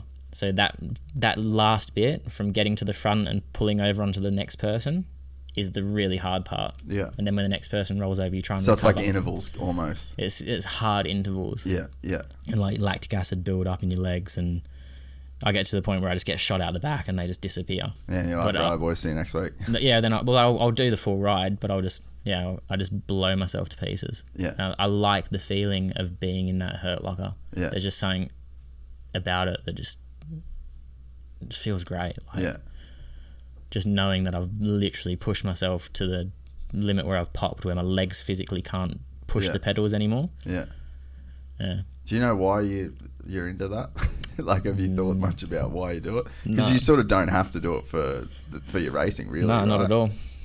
Not at all. There's just something I went to Tenerife and was just climbing up the mountain. I was just stood on the pedals and my back was in pieces and I was just grinding away and my legs were pumping and hurting and I was breathing and there's just something like satisfying about it. Yeah. Of putting yourself in that pocket.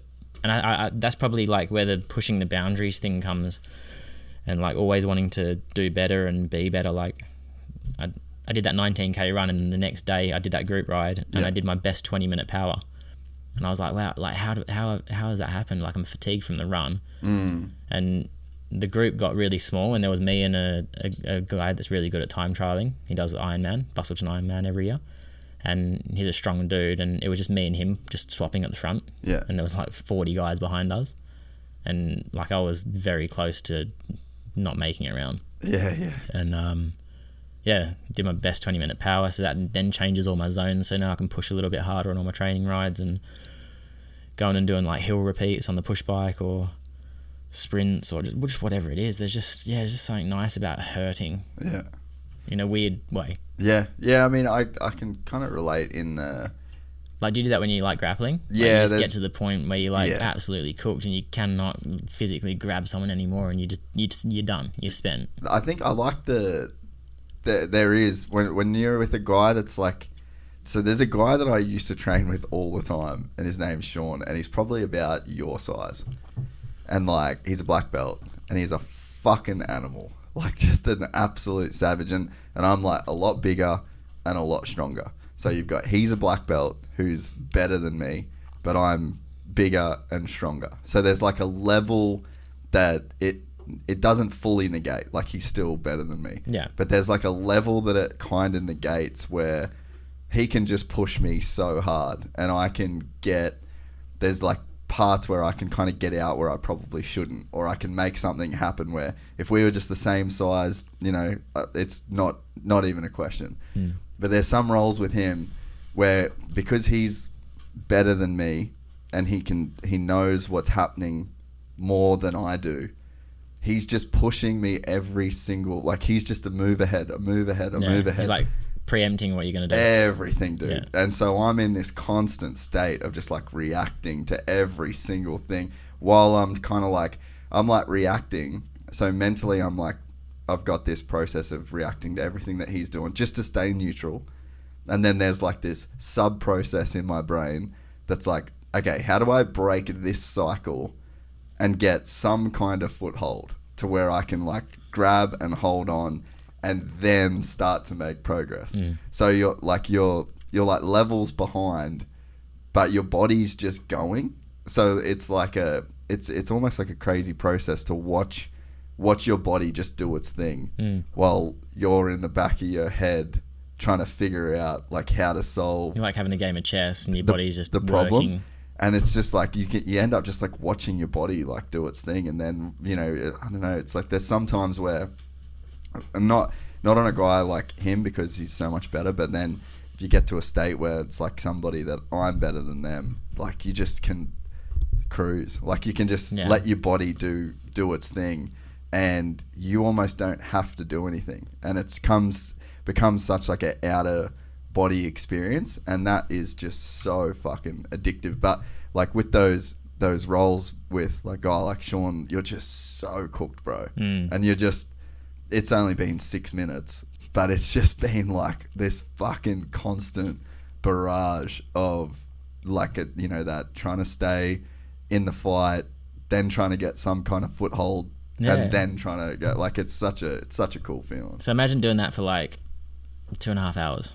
And I guess that's that cycle bike kind of what you were saying about. That's the cycling thing, just like, so I guess it'd be like you just rolling with him and then having a little break, which is when I'm tucking in behind the guys and get a breather, and then you get up to the front and you're rolling again. And it's there's got to be something though, even though like physically you don't need what that gives you physically. Like you'd be so overfit for Speedway essentially, but mentally it's got to just be so valuable to be able to just go to that place, because even like we're doing world bets at the end of this year. The work's been done. Yeah, but I think there's even more than that. It's like we've started doing 20s, and like Matty's, we're gonna race world vets, and so like Matty's fucking training, and we're just like doing 20s, and he'll say the same thing, like, man, mentally, like physically I'm fine, but I'm getting 12-14 minutes and I'm just like mentally fucking fried. So it's like there's something about training at those really high intensities that almost lets you keep your mind in it in a way that I don't know that you can if you don't go to those crazy places training. That'll probably be through heart rate. I'd say that'd be the heart rate. Yeah. Like I'm no like sports scientist, but my resting heart rate is like 41 beats a minute. Yeah. And she's like borderline dead. Yeah. So like sometimes when I do a training ride, if I need to stick in a heart zone, sometimes it takes me like a good 40 minutes to actually get it into that zone. Really? Yeah, because it takes me that time to warm up and for my heart to start like working properly, and then I actually thought I was very close to going to the doctors when I started my pre-season training. Yeah, right. Because I was like, I can't get my heart rate up. Oh. Will not come up at all. Yeah. Yeah, but now it's like, yes, it just started to come up again. So are you doing that zone training where, have you got like a trainer that helps you with that, and he'll say like, you've got to do zone 1 for X amount of time? I haven't, zone but I've 2. worked with a lot of different people to be able to build like that, yeah. my own program. I know what I need to do. So how do you start with that? So I'm kind of looking at doing the same thing. Like pre-season? Getting a cycle bike and then doing that zone training. I got a mate that Start with zone 2. Yeah. But it's long, tedious rides. That's so 4 hours plus. I got a mate. He did West Williams. You know Verb Moto? No. Oh, it's like I know Verb Moto, but I don't know the So guy. he's the guy that owns Verb. Oh, okay. And so we're like fucking best mates. Years ago, he did that BC bike race in Canada. You ever heard of that? Is it like a... It's like a 7-day mountain bike. Oh, no. Yeah, all through like British Columbia. But we were working together at the time, and he hired Rob Beams, who was like Dungey's trainer back in the day, to like get him ready for this race. And while we were working together, I'd be like fucking dumping cards and editing footage, and he's on a stationary bike doing, like you said, like a 4-hour stationary ride. So how does that process work? So let's say this is a race car, right? And we want to go racing in this car, so we take the engine out and we tune all the engine up and we put it back in and we go racing. Then it's going to be heaps faster. It can go faster for longer. So it's the same. So you start your pre-season, 2 weeks of zone 2.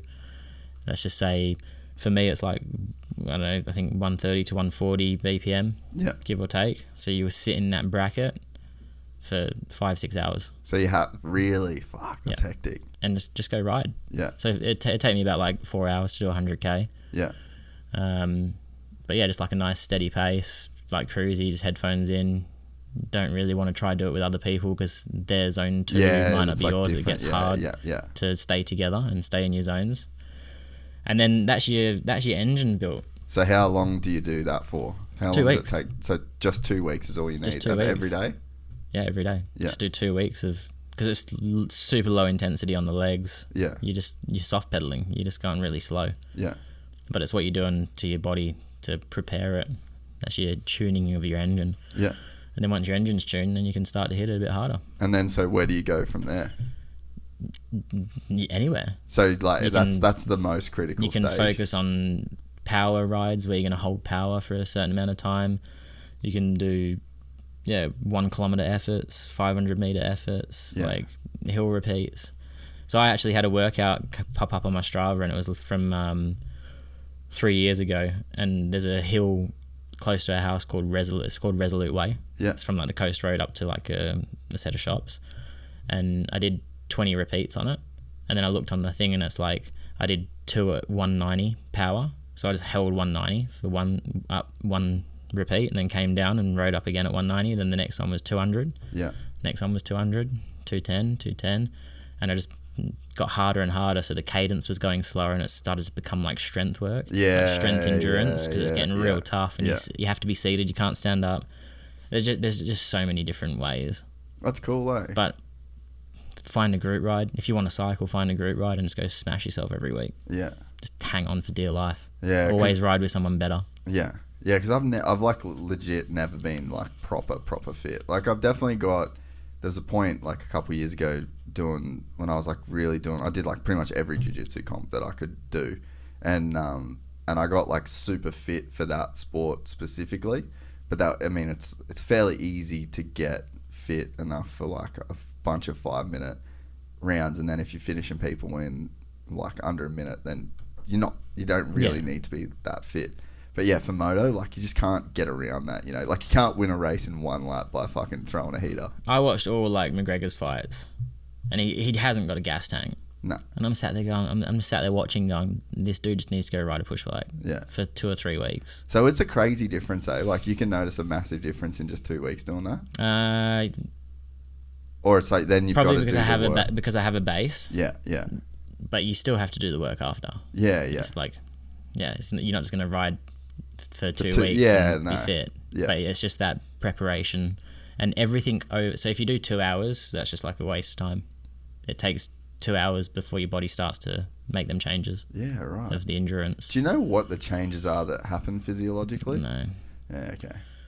I've just done lots of different training with different people. I've had a running coach, I've had a cycling coach, I've had personal trainers, I've done CrossFit, I've done martial arts, and just kind of like try to bring it all together and work out what I like doing and what I enjoy doing so that it doesn't feel like a chore. Yeah. Yeah.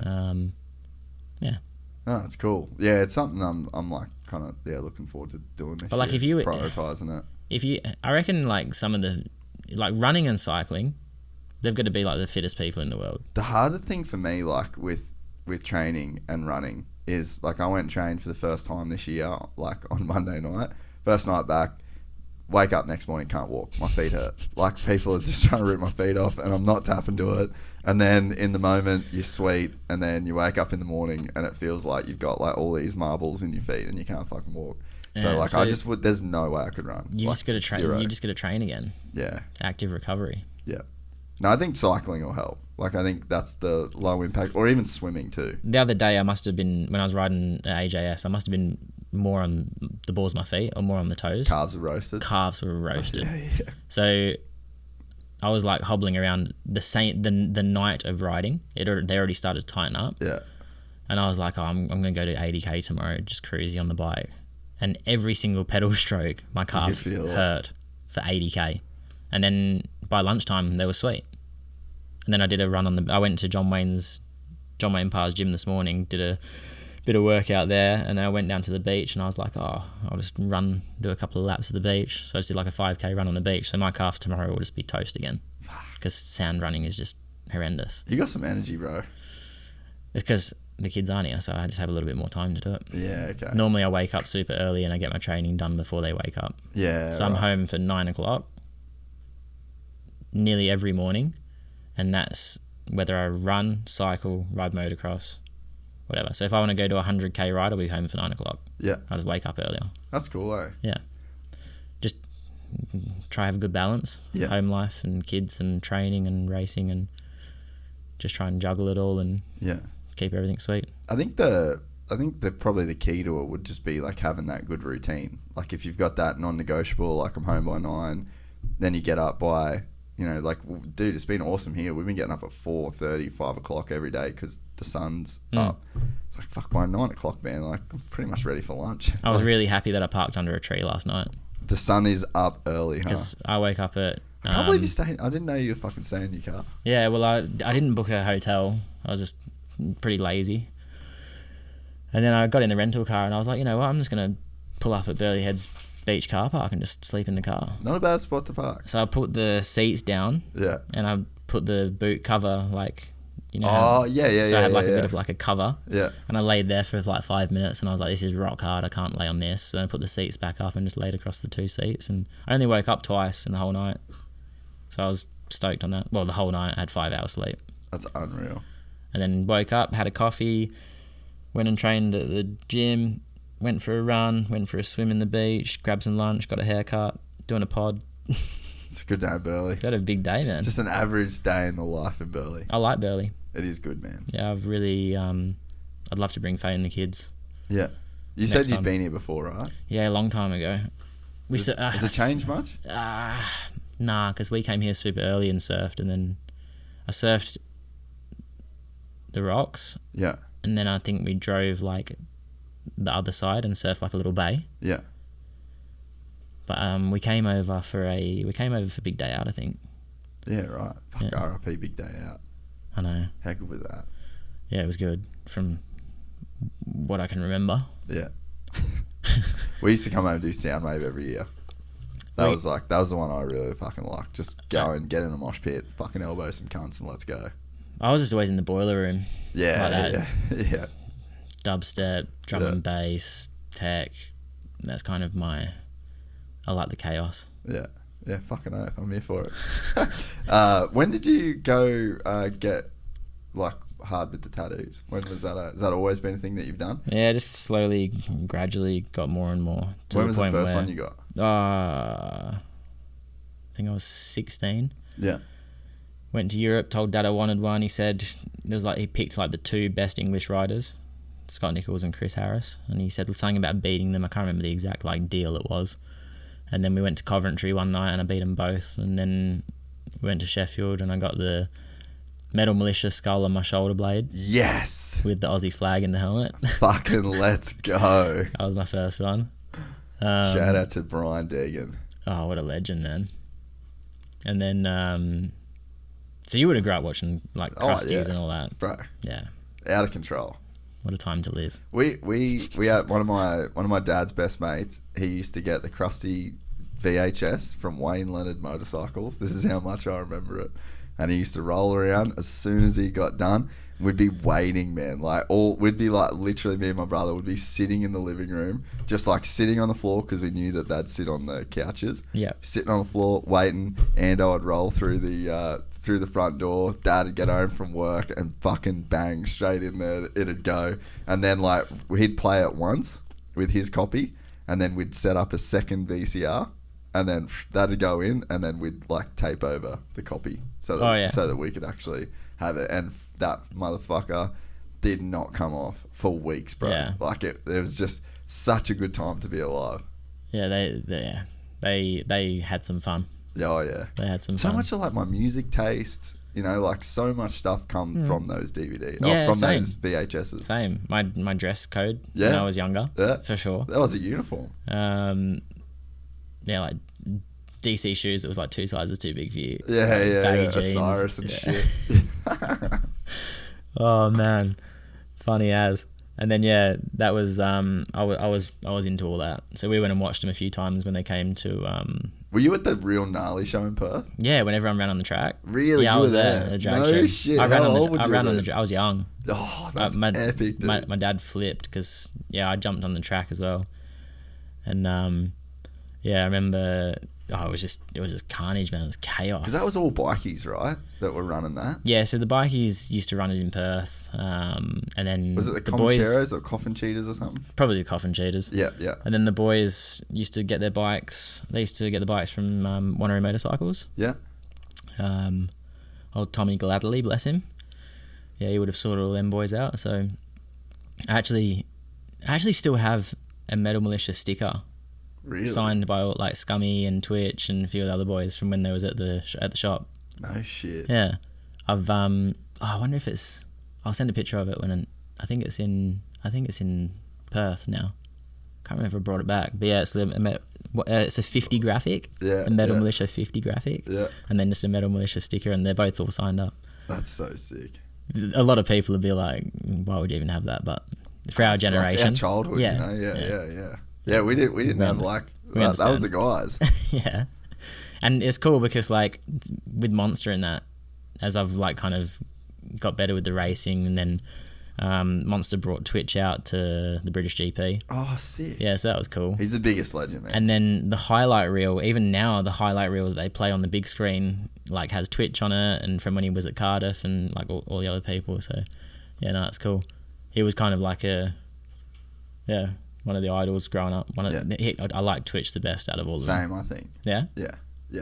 He's had that fucking don't give a fuck attitude. It's crazy too because and Berriman's the same. There's just like this effortless cool about those guys, and Twitch has that. Like Twitch is just effortlessly the coolest motherfucker in the world. Like you hang around him, and I mean, you'd know, like he's just you know who he's like. He's like if Wiz Khalifa was a white dude that did freestyle.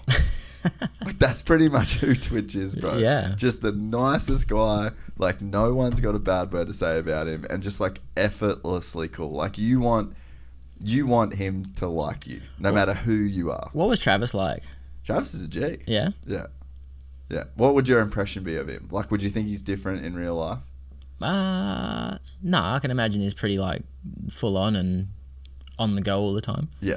But you see people's persona and how they are, and I know from like my racing, like when I talk on TV, it's not how I talk between you and me. Yeah. Do you know what I mean? Yeah. Like, I'm not allowed to swear on TV and all that sort of stuff. So like, I have to really watch what I'm saying. And then I just wanted to know if there was a different persona. No, I mean, there's definitely like a persona that he's got. Like as soon as you're pointing the camera at him, he's like Travis. Yeah. But then you put the camera down, and he's still Travis, but it's like Yeah. it's I think most people are like that. yeah, it's like he's a very genuine dude. Like there's some people. I think the thing that I probably don't like, I don't like when it's like simple shit like people don't text you back or they don't, and it's not like people owe you anything. But I feel like there's like a certain person, like if you message me, like it might take me a few days, but I'm definitely messaging me back. Like if you're cool, we're spoken, and I feel like there's a lot of guys where like they're cool, they'll meet you and but then there's heaps of them. Yeah, like then they'll cool guy you. Like Travis is a guy that ain't fucking cool guy on you. He is a really nice dude. Sometimes I question whether it's me. Do you know what I mean? What do you mean? Like if you message someone and then like I don't know, you say like trying to meet up or like do something or like collaborate on something, and then they're like you say, like they see you and like, oh yeah, that'd be sick, like let's do something, and then nothing happens of it, and like they don't reply to your messages, don't even open your messages, and it's like, motherfucker, like what am I? Am I that weird? Like then I start questioning myself. Yeah. Not whether that guy's been a cockhead and just been an asshole and not replying. I'm going, fuck, does none of these guys like me or something? Yeah, just fuck. It's hard, man. I think a lot of people. I think people just like drowning in opportunity these days too. Like we're so connected. There's so much shit you can do all the fucking time. Like I actually feel like it's just like getting harder to get shit done in general, in a sense. But like, so I like made a list. But you are right. I made a list because like obviously Instagram changed all its. Oh, Alex Hayes just texted me.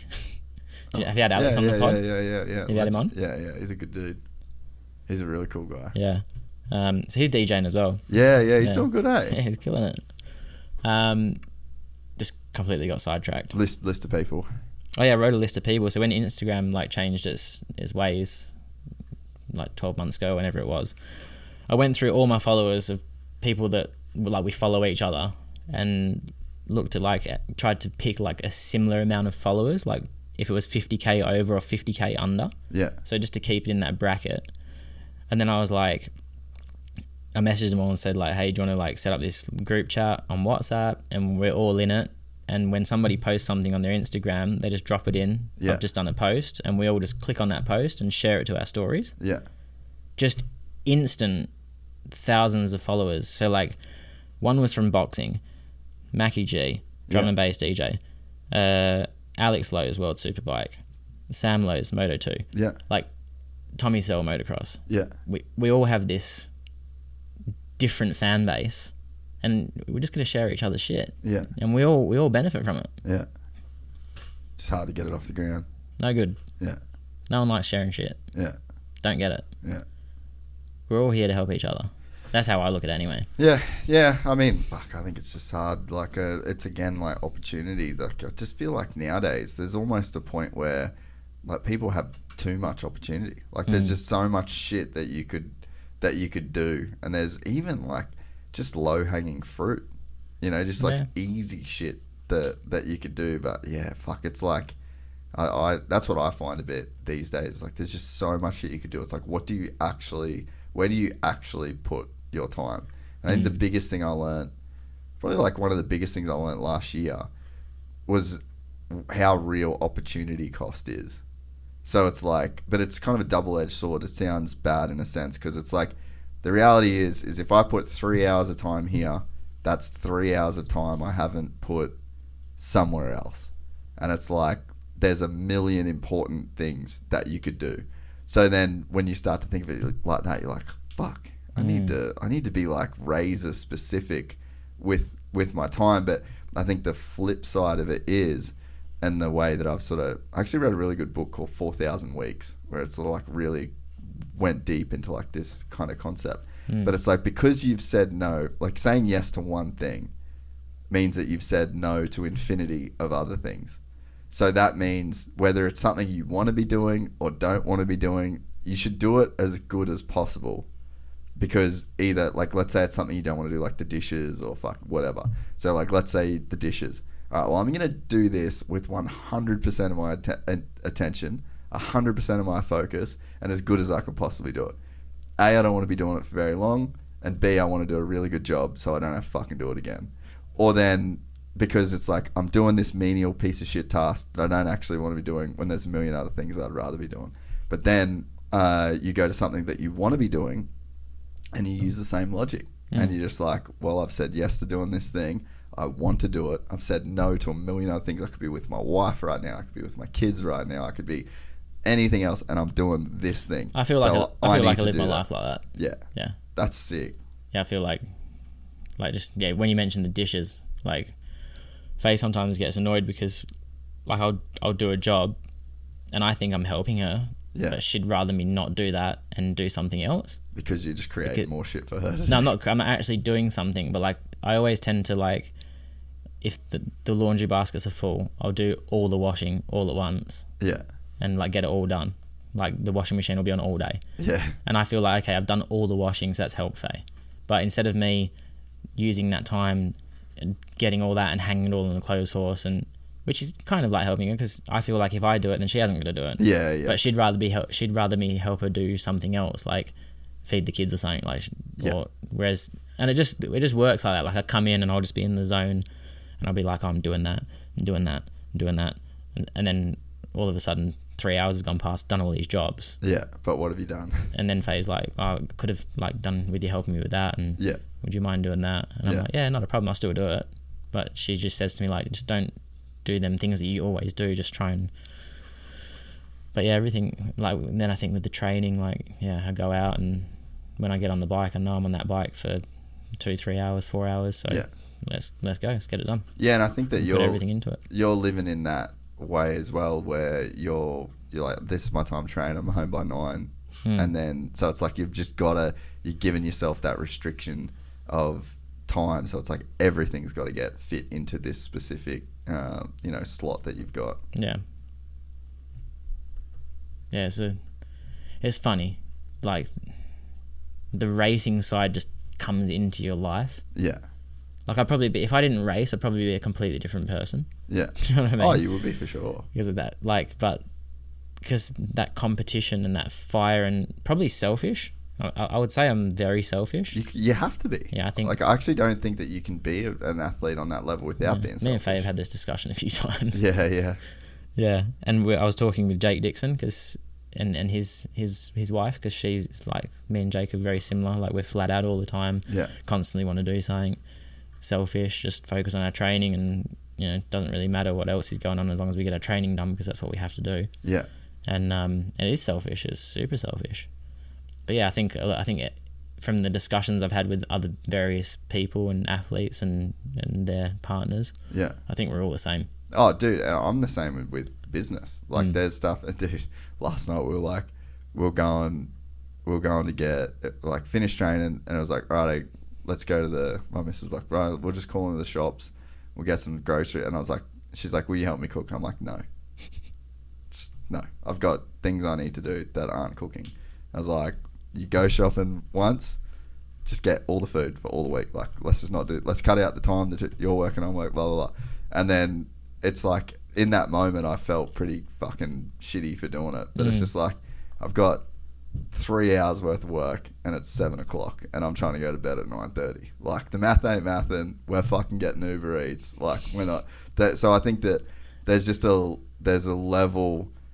It's just like a discipline thing in a sense, like, you end up being selfish out of the discipline, and it's like you reverse engineer what you think it will take to achieve your goals, and then you stick to them. And then there's times where you have to, like, say no or be super selfish, because it's like, if I'm not selfish here right now, then I can't stick to the program. I can't complete the tasks that have to get done. And to be honest, I don't feel that bad about that, Do you train pretty regularly? Yeah.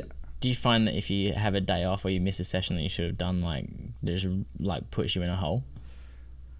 I'm the biggest arsehole if I don't do what I'm meant to do. I feel like it ruins my day. It's probably, I'm probably not a daily guy. Like, if I skip a day, I'm probably not. But if I skip a few days, then yeah, like, because when I did the last Dubai trip, I didn't do any jiu-jitsu. I was just in the gym doing weights, which was still good. but you don't get it's not the same kind of feeling. But yeah, no, I completely relate. And then when I trained Monday night, I was just like, let's fucking go. I was like in the best mood. I was like, this is so much fun. Like, oh, it's pretty much a drug, I reckon. Yeah, endorphins. 100%. For sure. You get addicted to that feeling. And if I wake up, Pull this up. If I wake up and it's I don't know, like say like 8 o'clock and I haven't done a training session, I just wake up and I'm in a mood straight away. Yeah. Like from opening my eyes, I'm in a mood. Yeah, you're on a different level than me. I know what you're saying, but you're on a different level. Yeah, it's not. I'm not mad at it though. I am. Why? Because there's just a few things about myself that I'm trying to figure out, like the constant wanting more. Yeah. I have to be satisfied at some point. Yeah. Or is the satisfaction like when I'm dead? Do you know what I mean? You need to. Do I skydive, then jump out of a helicopter, then jump out of a hot air balloon, then base jump, and then base jumping is not enough, so I want to jump out like Pastrana did without a parachute. Like I want to do that. I tried to do that this year, but I haven't got my skydive license and it's illegal in Poland. Yeah. So I was like, let's fucking fly to Russia. Oh, they're starting a war. Okay. So, they can't go there. But I probably could have done it in Russia. I think that there's a logic to this. I'm gonna try and like craft an analogy, right? I don't know if it'll like resonate with you. There we go. But I'm gonna try. It's like, how many chicks do you need to fuck before you figure out that going to the bar, talking to a chick, telling the same stories, doing the same lines, having the same chats, getting her back to your apartment, having the same sex, like, how many times do you have to do that before you realize that whatever you're trying to get from it, it isn't giving you what you actually want, and then you decide, oh, here's this chick, and if I get married to her, like, yeah, I'm not going to be able to fuck all these hoes that I've been fucking for all these years, but there's something else here. You know, there's this long-term partnership, and there's this. It's a good analogy. Yeah. But it doesn't work. Why? Because the things that I'm doing... That's because you haven't figured out that you've already got what you're chasing. No, the things that I'm doing are really high adrenaline things. Yeah. And I think that's where it is. Yeah, so... It's chasing that feeling, that buzz. Yeah. And the buzz needs to be constant. The bar needs to be raised to get that same buzz. Yeah. To the point where I have to do a double backflip, I have to skydive without a parachute. Do you know what I mean? Yeah. Like the things are just getting we're leveling up. Yeah, we're leveling up hard. Yeah, well, I think you should. Do you read much? Do you like audiobooks? Would you do an audiobook? I've wrote a book.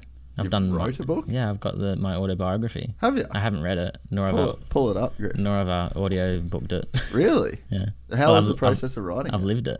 How was the writing process of it? Did you have 3 years? Did you have a person write it with you? I had a ghostwriter, yeah. Yeah. How did that go? Yeah, it was good. It was a challenge, and there is so much stuff that's not in it. Really? Yeah. Yeah. Well, I mean, naturally, he's an English dude, Peter Oakes, been involved in Speedway his whole life. Yeah. That's cool, man. So he wrote it from more of an English side. That's sick. Yeah. So yeah, he wrote it from more of an English side. So we missed a lot of Polish stuff out. Yeah. To the point where like I didn't even mention the people that I ride for now. Yeah, right. But there's just so much stuff goes into it. Yeah. You're bound to miss stuff out. So what was the process like? The process was him interviewing me just like constantly, hours on end. Yeah. Numerous amounts of times. Yeah. And then when I wasn't with him, if something triggered, like, you know, when you're just talking to somebody and you remember a story. Yeah. Yeah. Audio note. Yeah. Audio note. Just drop them in. Yeah, because they're the ones that when you sat thinking, you don't remember them like stories. Yeah. Like before Dad passed away, like there was loads of stories when we was like doing a bunch of stuff together, like traveling around, and I was able to call on them because my godfather would mention something, and my mum, he would always be spoken about, so it would trigger lots of memories. So there was a fair bit in there about him. It was a process. I could do another one, and then probably another one. Yeah, you probably do will. another 2. No, that's cool. They're very time consuming. I bet. And they're not profitable. No. But I think it's just something. It's cool to have a book though. Oh, 100%. I'll send you one. Yeah, fuck, I'd love to, dude. I'd definitely read it. So I owe you a book and a helmet now. Yeah. You need a helmet in here. Dude, I got a couple little monster ones. They're just they're on the floor. I need to fix that. Sam Hill, Eli Tomac, couple bangers down there. Yeah, I mean, I think, dude, I get it. Like, there's I feel like Robbie Madison's kind of in that same boat, you know, like he's just got crazier. Like Trav's like kind of the same. I think that they're the guys I need to have this discussion with. Yeah, because they're way older. Have you heard Travis talk about it much on the? There's like a pretty. I'll try and find the clip. It's funny though because I feel like it's a question, and this podcast was probably come out of like that same question. Whereas I feel like for me, the question's framed a little bit differently for you. Like, I don't know that I get so much of a kick out of like the adrenaline or like the gnarly shit. But what I noticed really early on as a kid, and I'm talking probably 8, 9 years old, like I noticed how the thoughts in my head were, and I noticed that there was a conversation that was always going on in my head constantly. I was just talking to myself essentially. There's there's a monster. Well, I fucking know there's a monster. I'm looking at it. What do I like? You're in a chimp. What's the conversation like? You know, so that voice became like very salient, and I was like, I didn't really kind of understand it. But the thing, and I think this is why like I loved moto my whole life, was that, or like BMX. Like I was crazy into BMX when I was a kid, like dirt jumps. Then I rode like downhill mountain bikes, and then when I could afford a moto, then I had a moto. Then I was racing, and it was all, dude, I was fucking desperate to ride. Like, just would do anything. Just anything to be on a bike. I'd go in the shed, sit on my bike. Like, as soon as I was around bikes, then it just calmed down. All the thoughts, all the, like, that kind of conversation, that sort of goes away. And then I would ride, and then it was just completely gone. And you'd have, like, a whole day. Mental clarity. And then you'd go back in the car on the way home, and then it'd kick up again, and you'd know it, and you'd be like, fuck, that's sick. I was just like, I didn't have that, you know? And then when I started, that sort of got me like kind of like interested in like the filming side of it, and then the storytelling side of it. It has always been about kind of like querying people on that. Like you said, like I need to have that conversation with Travis and Robbie. Well, I did. Like, that's what, like, I wanted to find that shit out, you know. But theirs was always so gnarly, and like you said, you know, like they're constantly having to up the ante, and I always felt scared. Like, I was never a guy that wanted to do the gnarly shit. I just wanted to kind of go and like take the light version of whatever drug it was that we're all on, you know.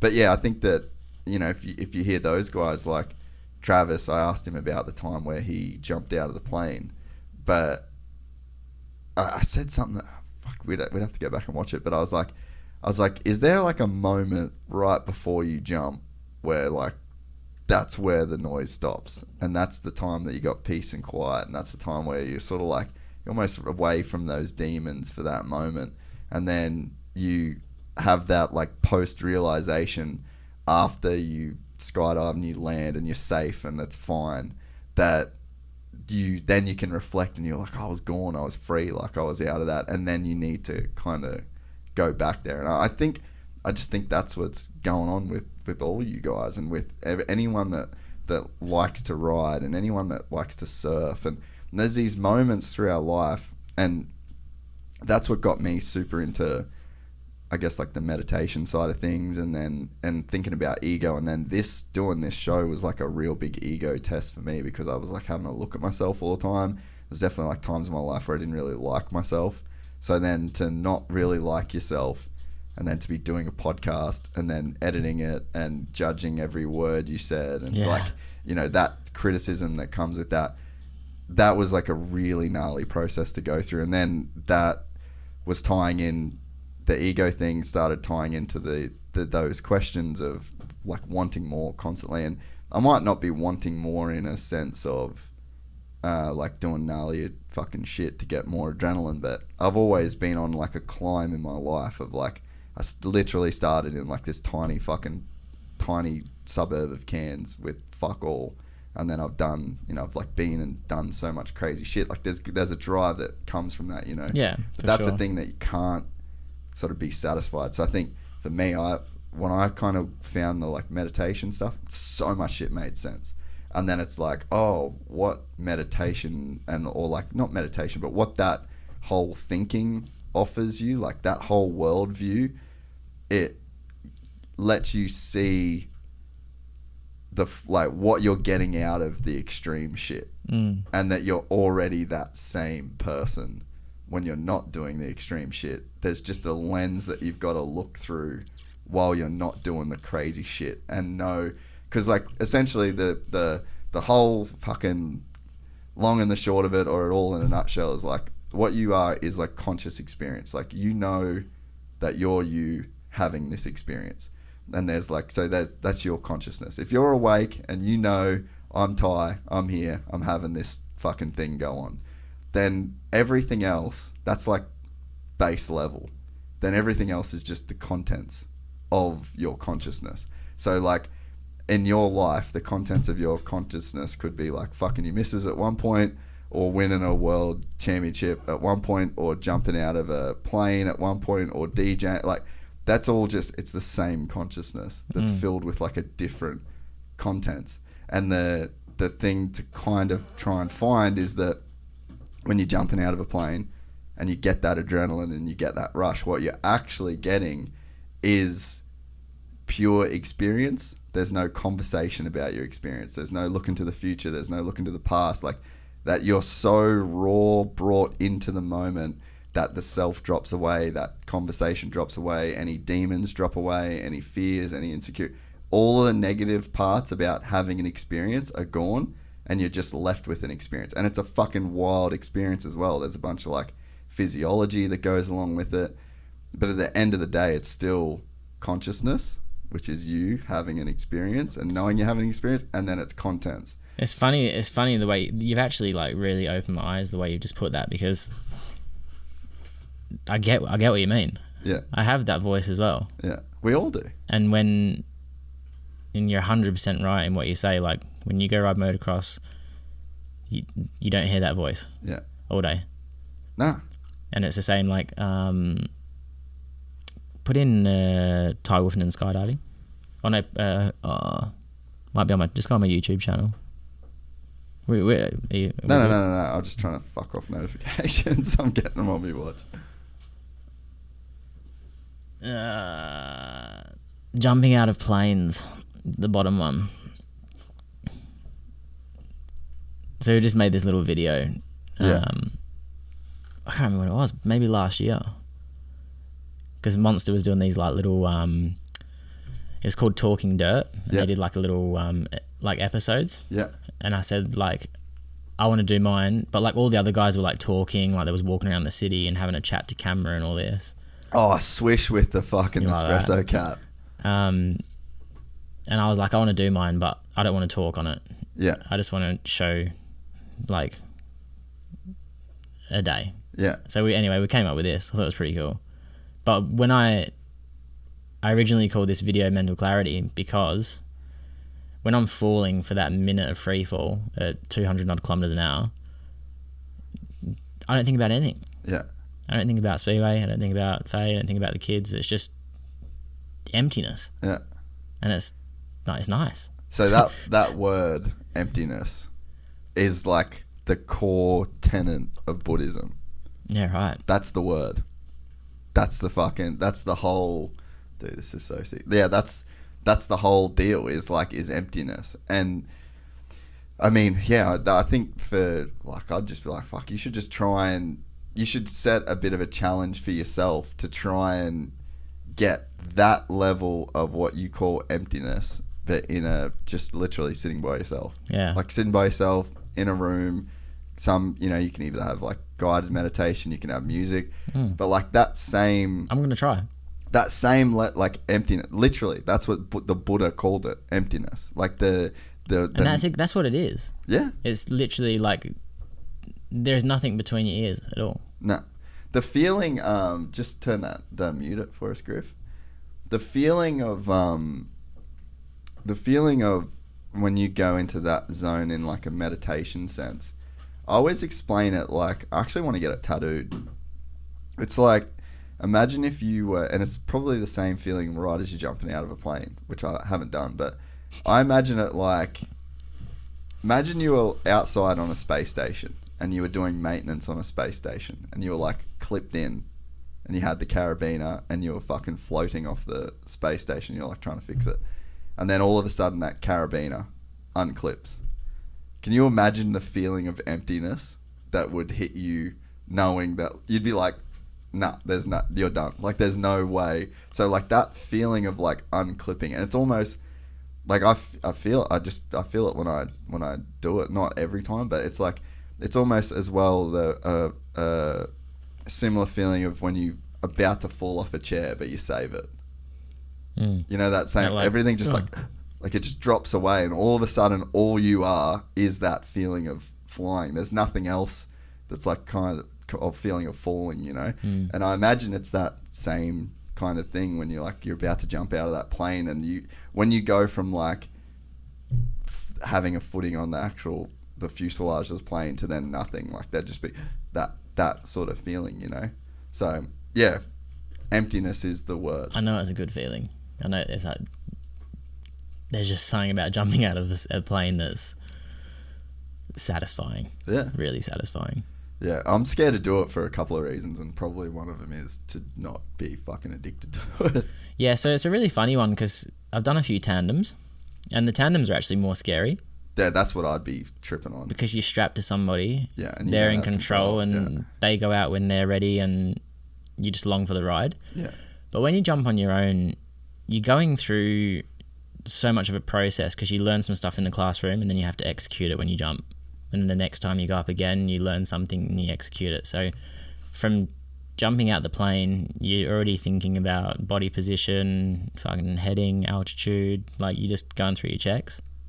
And because you're going through your checks, you're not actually thinking that you're jumping out of a plane. Yeah. And you're falling fast.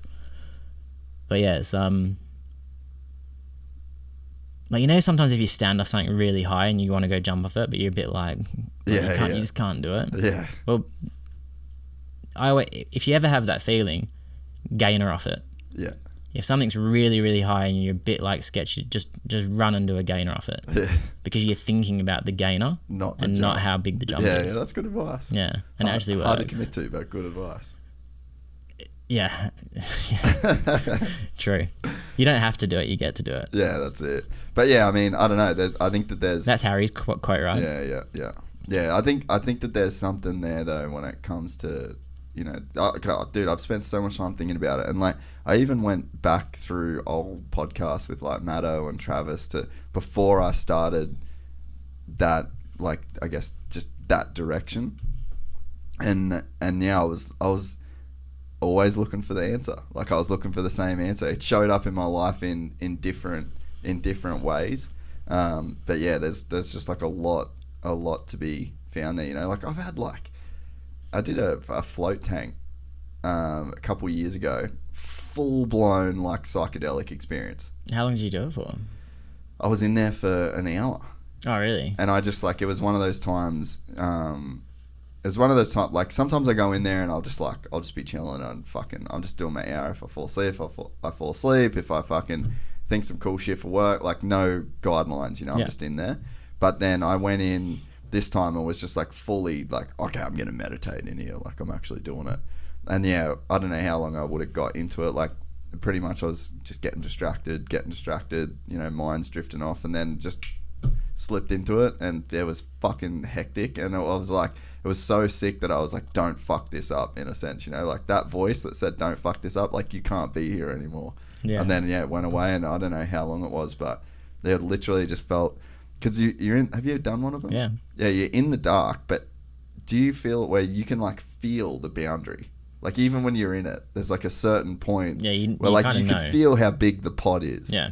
There was nothing, bro. Like, it was like laying in the ocean. Nah, not even, man. Like, the universe. It was so sick. Like, I was in it, and then it felt like I was in the pod, right? So I was about this wide, And then all of a sudden I just started expanding and expand, like the walls of the pod, to where like they went away, and it was just like, you know when they say like the universe is always expanding, that's just what it felt like. It was just in a constant, and I was like that for ages, man. So there's like, I think the only way I'd be able to access that is by taking shrooms.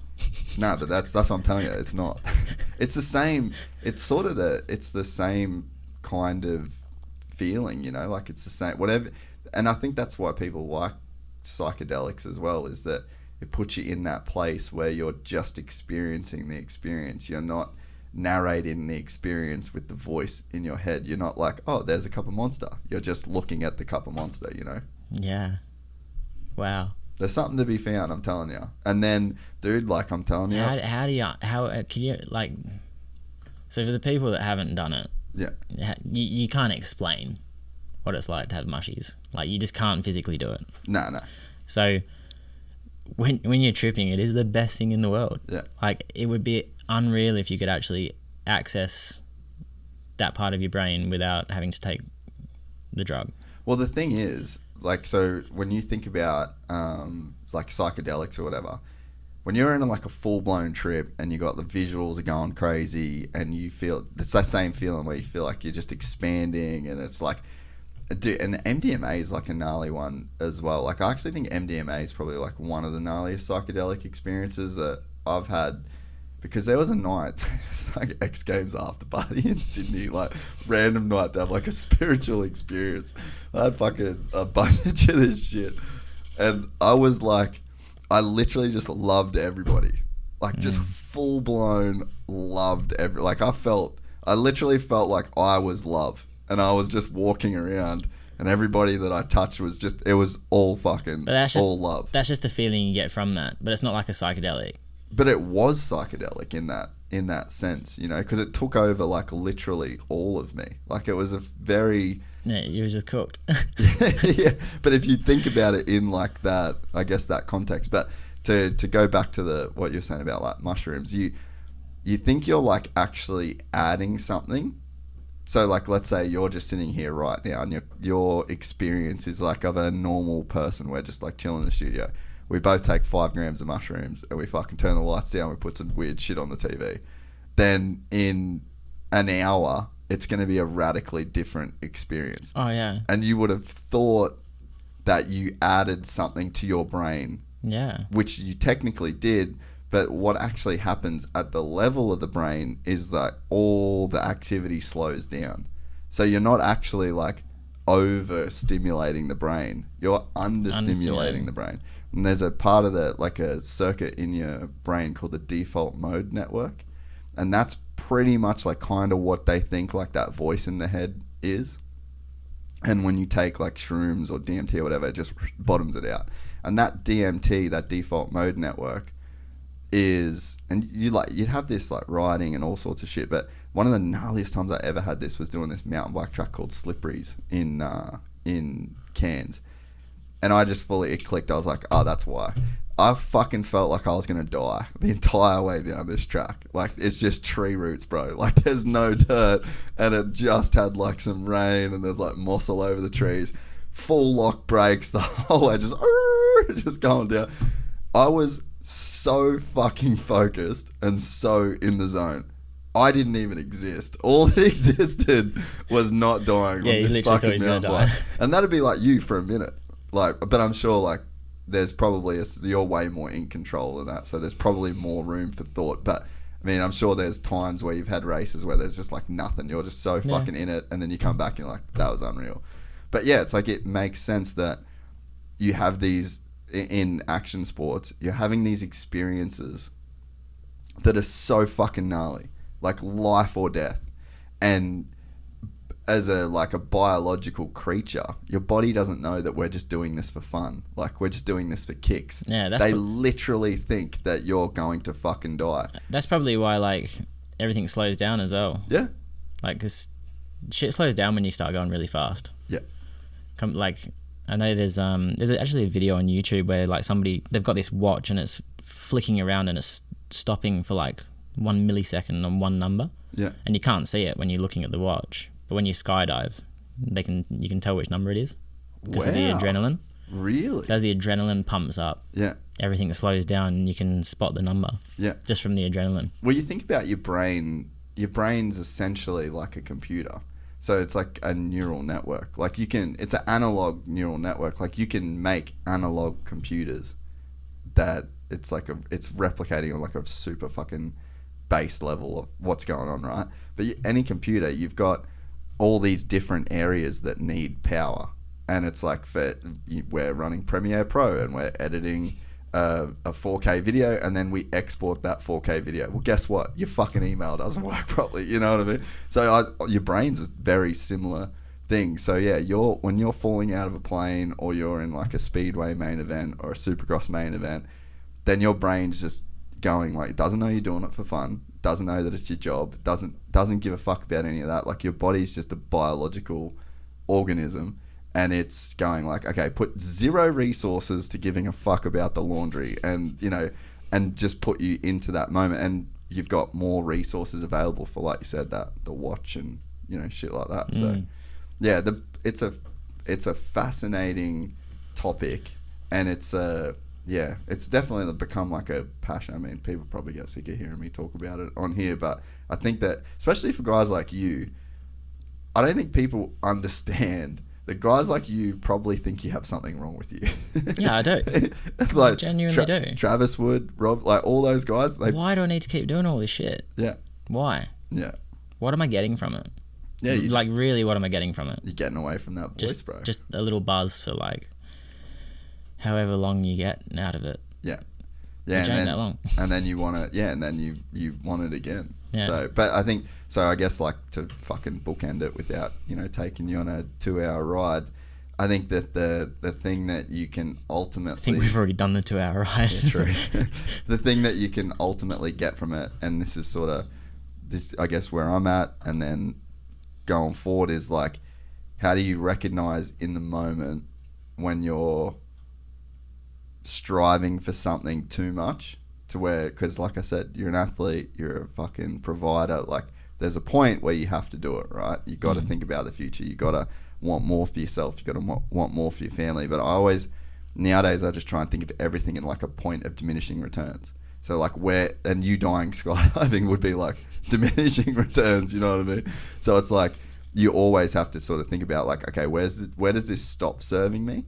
And then you look and you go like, okay. So I'm this just conscious being, and there's like the reason why I'm loving these crazy experiences that I'm having is that it's taking away it's stripping a lot of things away from my experience and just getting me closer to experience.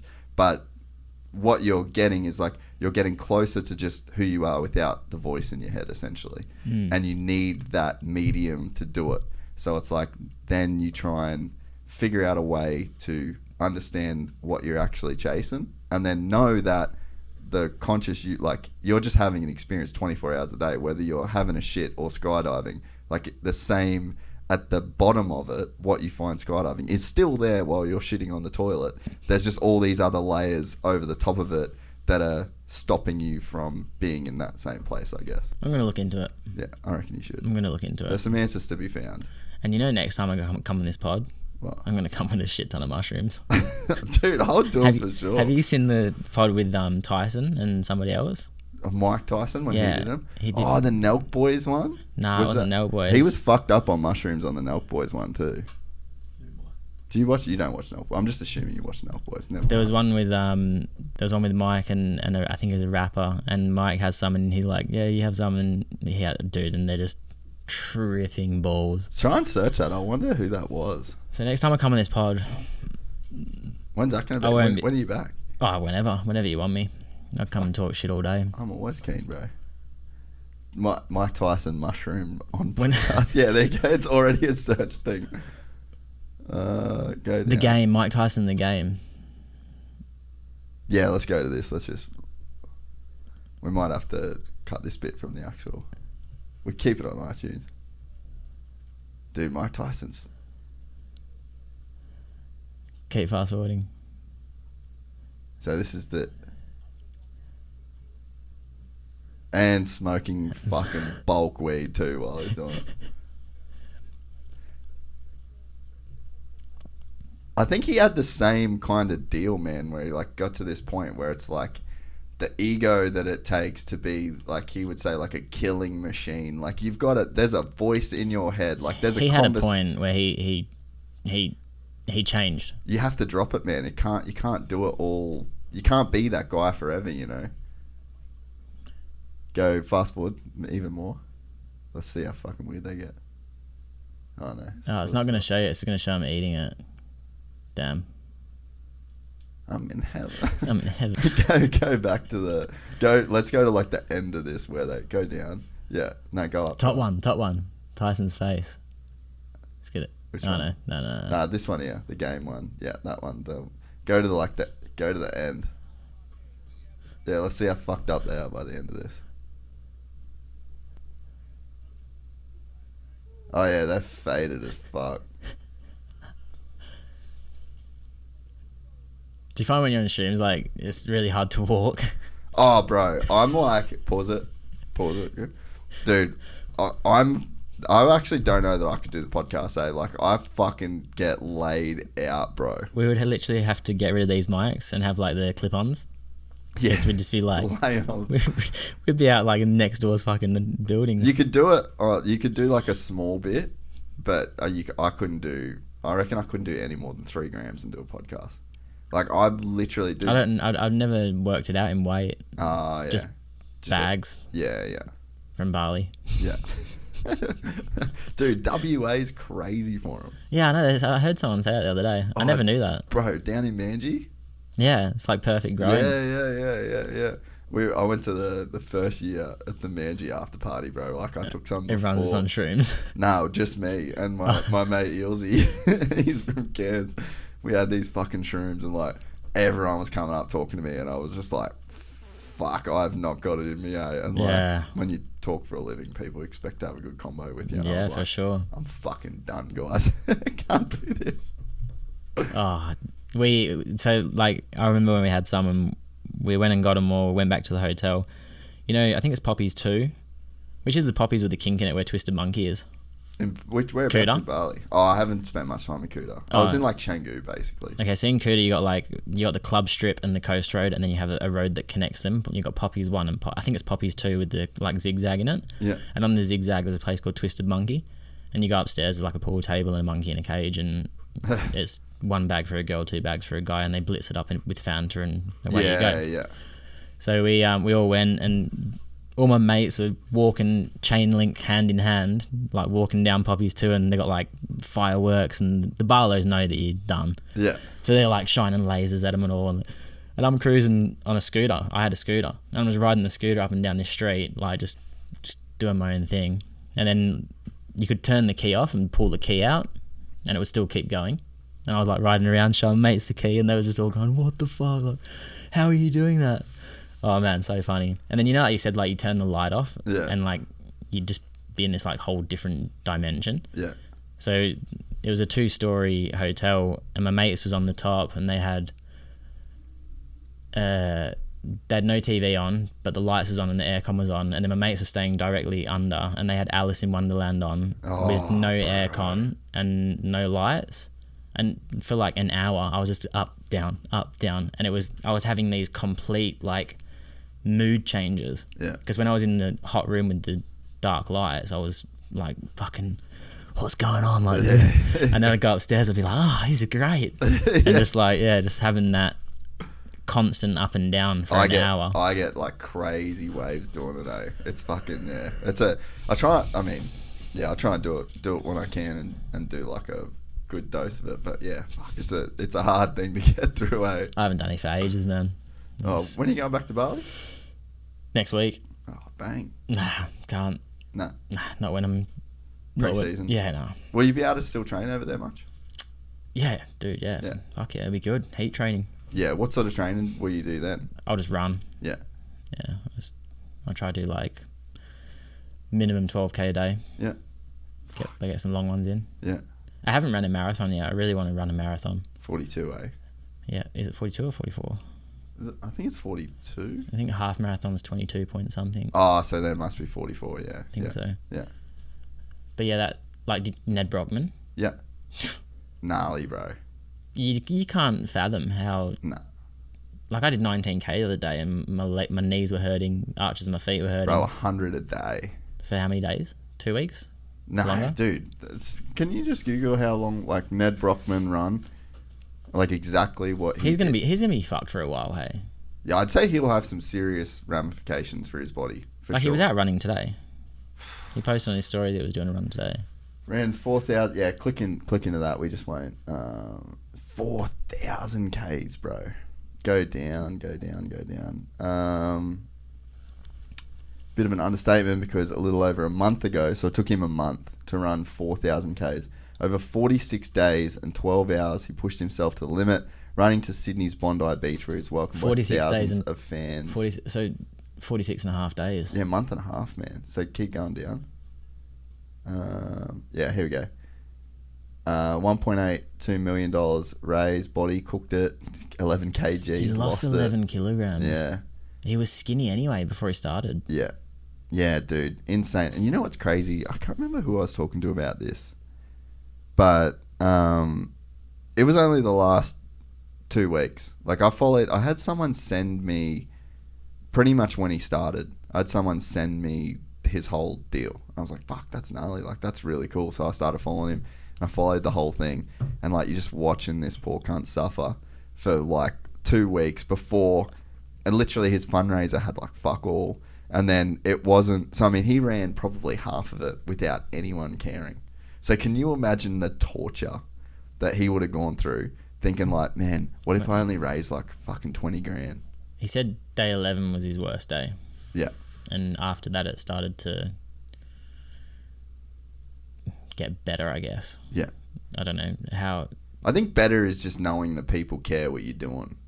No, but like at 11 days, like I think he says that his 11th day was his lowest point of the whole trip. Yeah. Like he was just spent. He was done. Yeah. Yeah.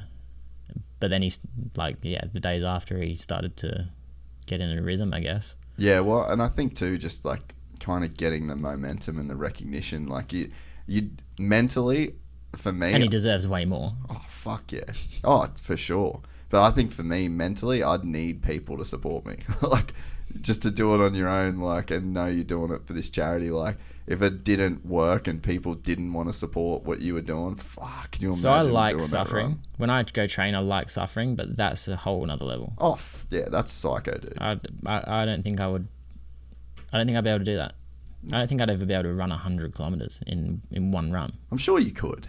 Yeah, probably if I put mind to it and trained for it, then yeah, of course I would. But just no. What he did, every single person in Australia should know who he is. Ned Brockman. Yeah, yeah. When every single person in Australia should know, when somebody says Ned Brockman, they go, that's the dude that ran across Australia. Yeah, I think he should be the second most famous Ned in Australia, hands down. Yeah, for sure. 100%. Yeah, no, he's an animal, dude. Incredible. And for a good cause as well, for homeless people. Yeah. That's shit when you see that. Oh, yeah. And again, it's a 50-50 thing, because some of them are there because they're alcoholics, some of them are there because they're drug addicts. Yeah. So for them guys, if they've had a chance at fixing themselves and they haven't done it, then it is what it is. Yeah. Might as well just cull them. But all the other people that have come into hardship or lost family, or but even like being a drug addict, man, like I just don't know like that many people that want to be drug addicts. Like I feel like that's but they do, because they keep going back. Yeah, but there's no such thing as addiction. Bullshit. I think that like, because if you think about the fact that you don't get to control the situation that you're born into. So like if you get born to like drug addict parents, that's just like you're at negative 5,000 points in life compared to where I started, you know? So it's like everyone does have a chance to make something of themselves, but I think that there's a certain way that you could grow up to where you're just fucking doomed, you know? And I think that that's probably like, it's probably where I think maybe I start, because I do agree with you, but I start to have more compassion to creep in when you, because like I know people that are fucking drug addicts, and then I look at their life and then I'm like, what fucking chance did you have? Like I know the person's dad, I know the things that he did to him. I know that that person's dad shot himself at the dinner table when he was a fucking 10-year-old boy. You know, like there's some fucked up shit to, like, I know what you're saying, but like sometimes, man, like some people are just born with such a shitty start. Yeah, and they're using that as a getaway. Yeah, oh, dude, like I can understand it, but even though you're using it as a getaway, there will be a point where they question if they should stop. There would be a point where their body actually says to themselves, like, that head wakes up and goes, you should probably fucking stop doing this, mate. Yeah. That must happen at some point. Definitely. And they choose to keep going. Yeah. Yeah. So, no, I know. But it'd be so hard to know exactly who's a result of what, you know. Because I'm sure you know some people where you're like, God, that guy's a dickhead, but I know his dad. And I know his dad's dad. I know the mates he hung out with. Yeah. And it's like, yeah, at any point he could have said.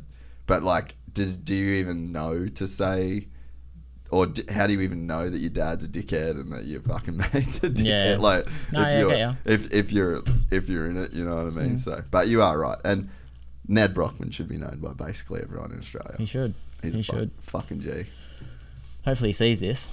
We tag him in it. Maybe. Brockman, you are an absolute champion, mate. The G. So what do you got going on? You got the practice tomorrow at the Darcy Ward Invitational. Yep. Practice tomorrow at lunchtime. Little rip on the foils with Harley in the morning. Yeah. And then no plans tomorrow at Arvo. And then race on Friday, then come home Saturday. Yeah, sick. So what's the deal with the race? North Brizzy Cup. North Brisbane Stadium. North Brisbane Raceway, yeah. 7 p.m. start. Yeah. Or 7:30. Yeah. It's on Darcy Ward's Instagram. Who else is racing it? There's a few good boys. Jason Doyle, Chris Holder. Yeah. So 2 Aussie world champs. He'll have a good lineup. Yeah. It's straight after the Aussies. So I think the last round of the Aussies is tonight. Oh, sick. Yeah. So like everyone's there ready to rip. Pretty much, because it's in North Brisbane. Yeah. It's at the same track. So yeah, sick. He planned that well. Yeah. But so for those of the people that don't know, Darcy used to race in Europe. You know, he probably would have had a world championship to his name, but he had a pretty big crash in Poland one year and broke his back.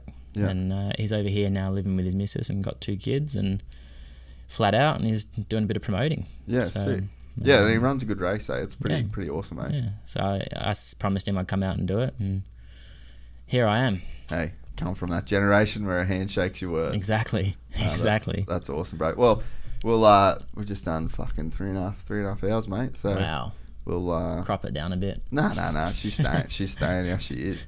But I appreciate it, man. We've been talking about for a lot of years. We should mention Dave. Dave Burks. Yep, was the first guy from Hook It. It would have been Hook It back in the day.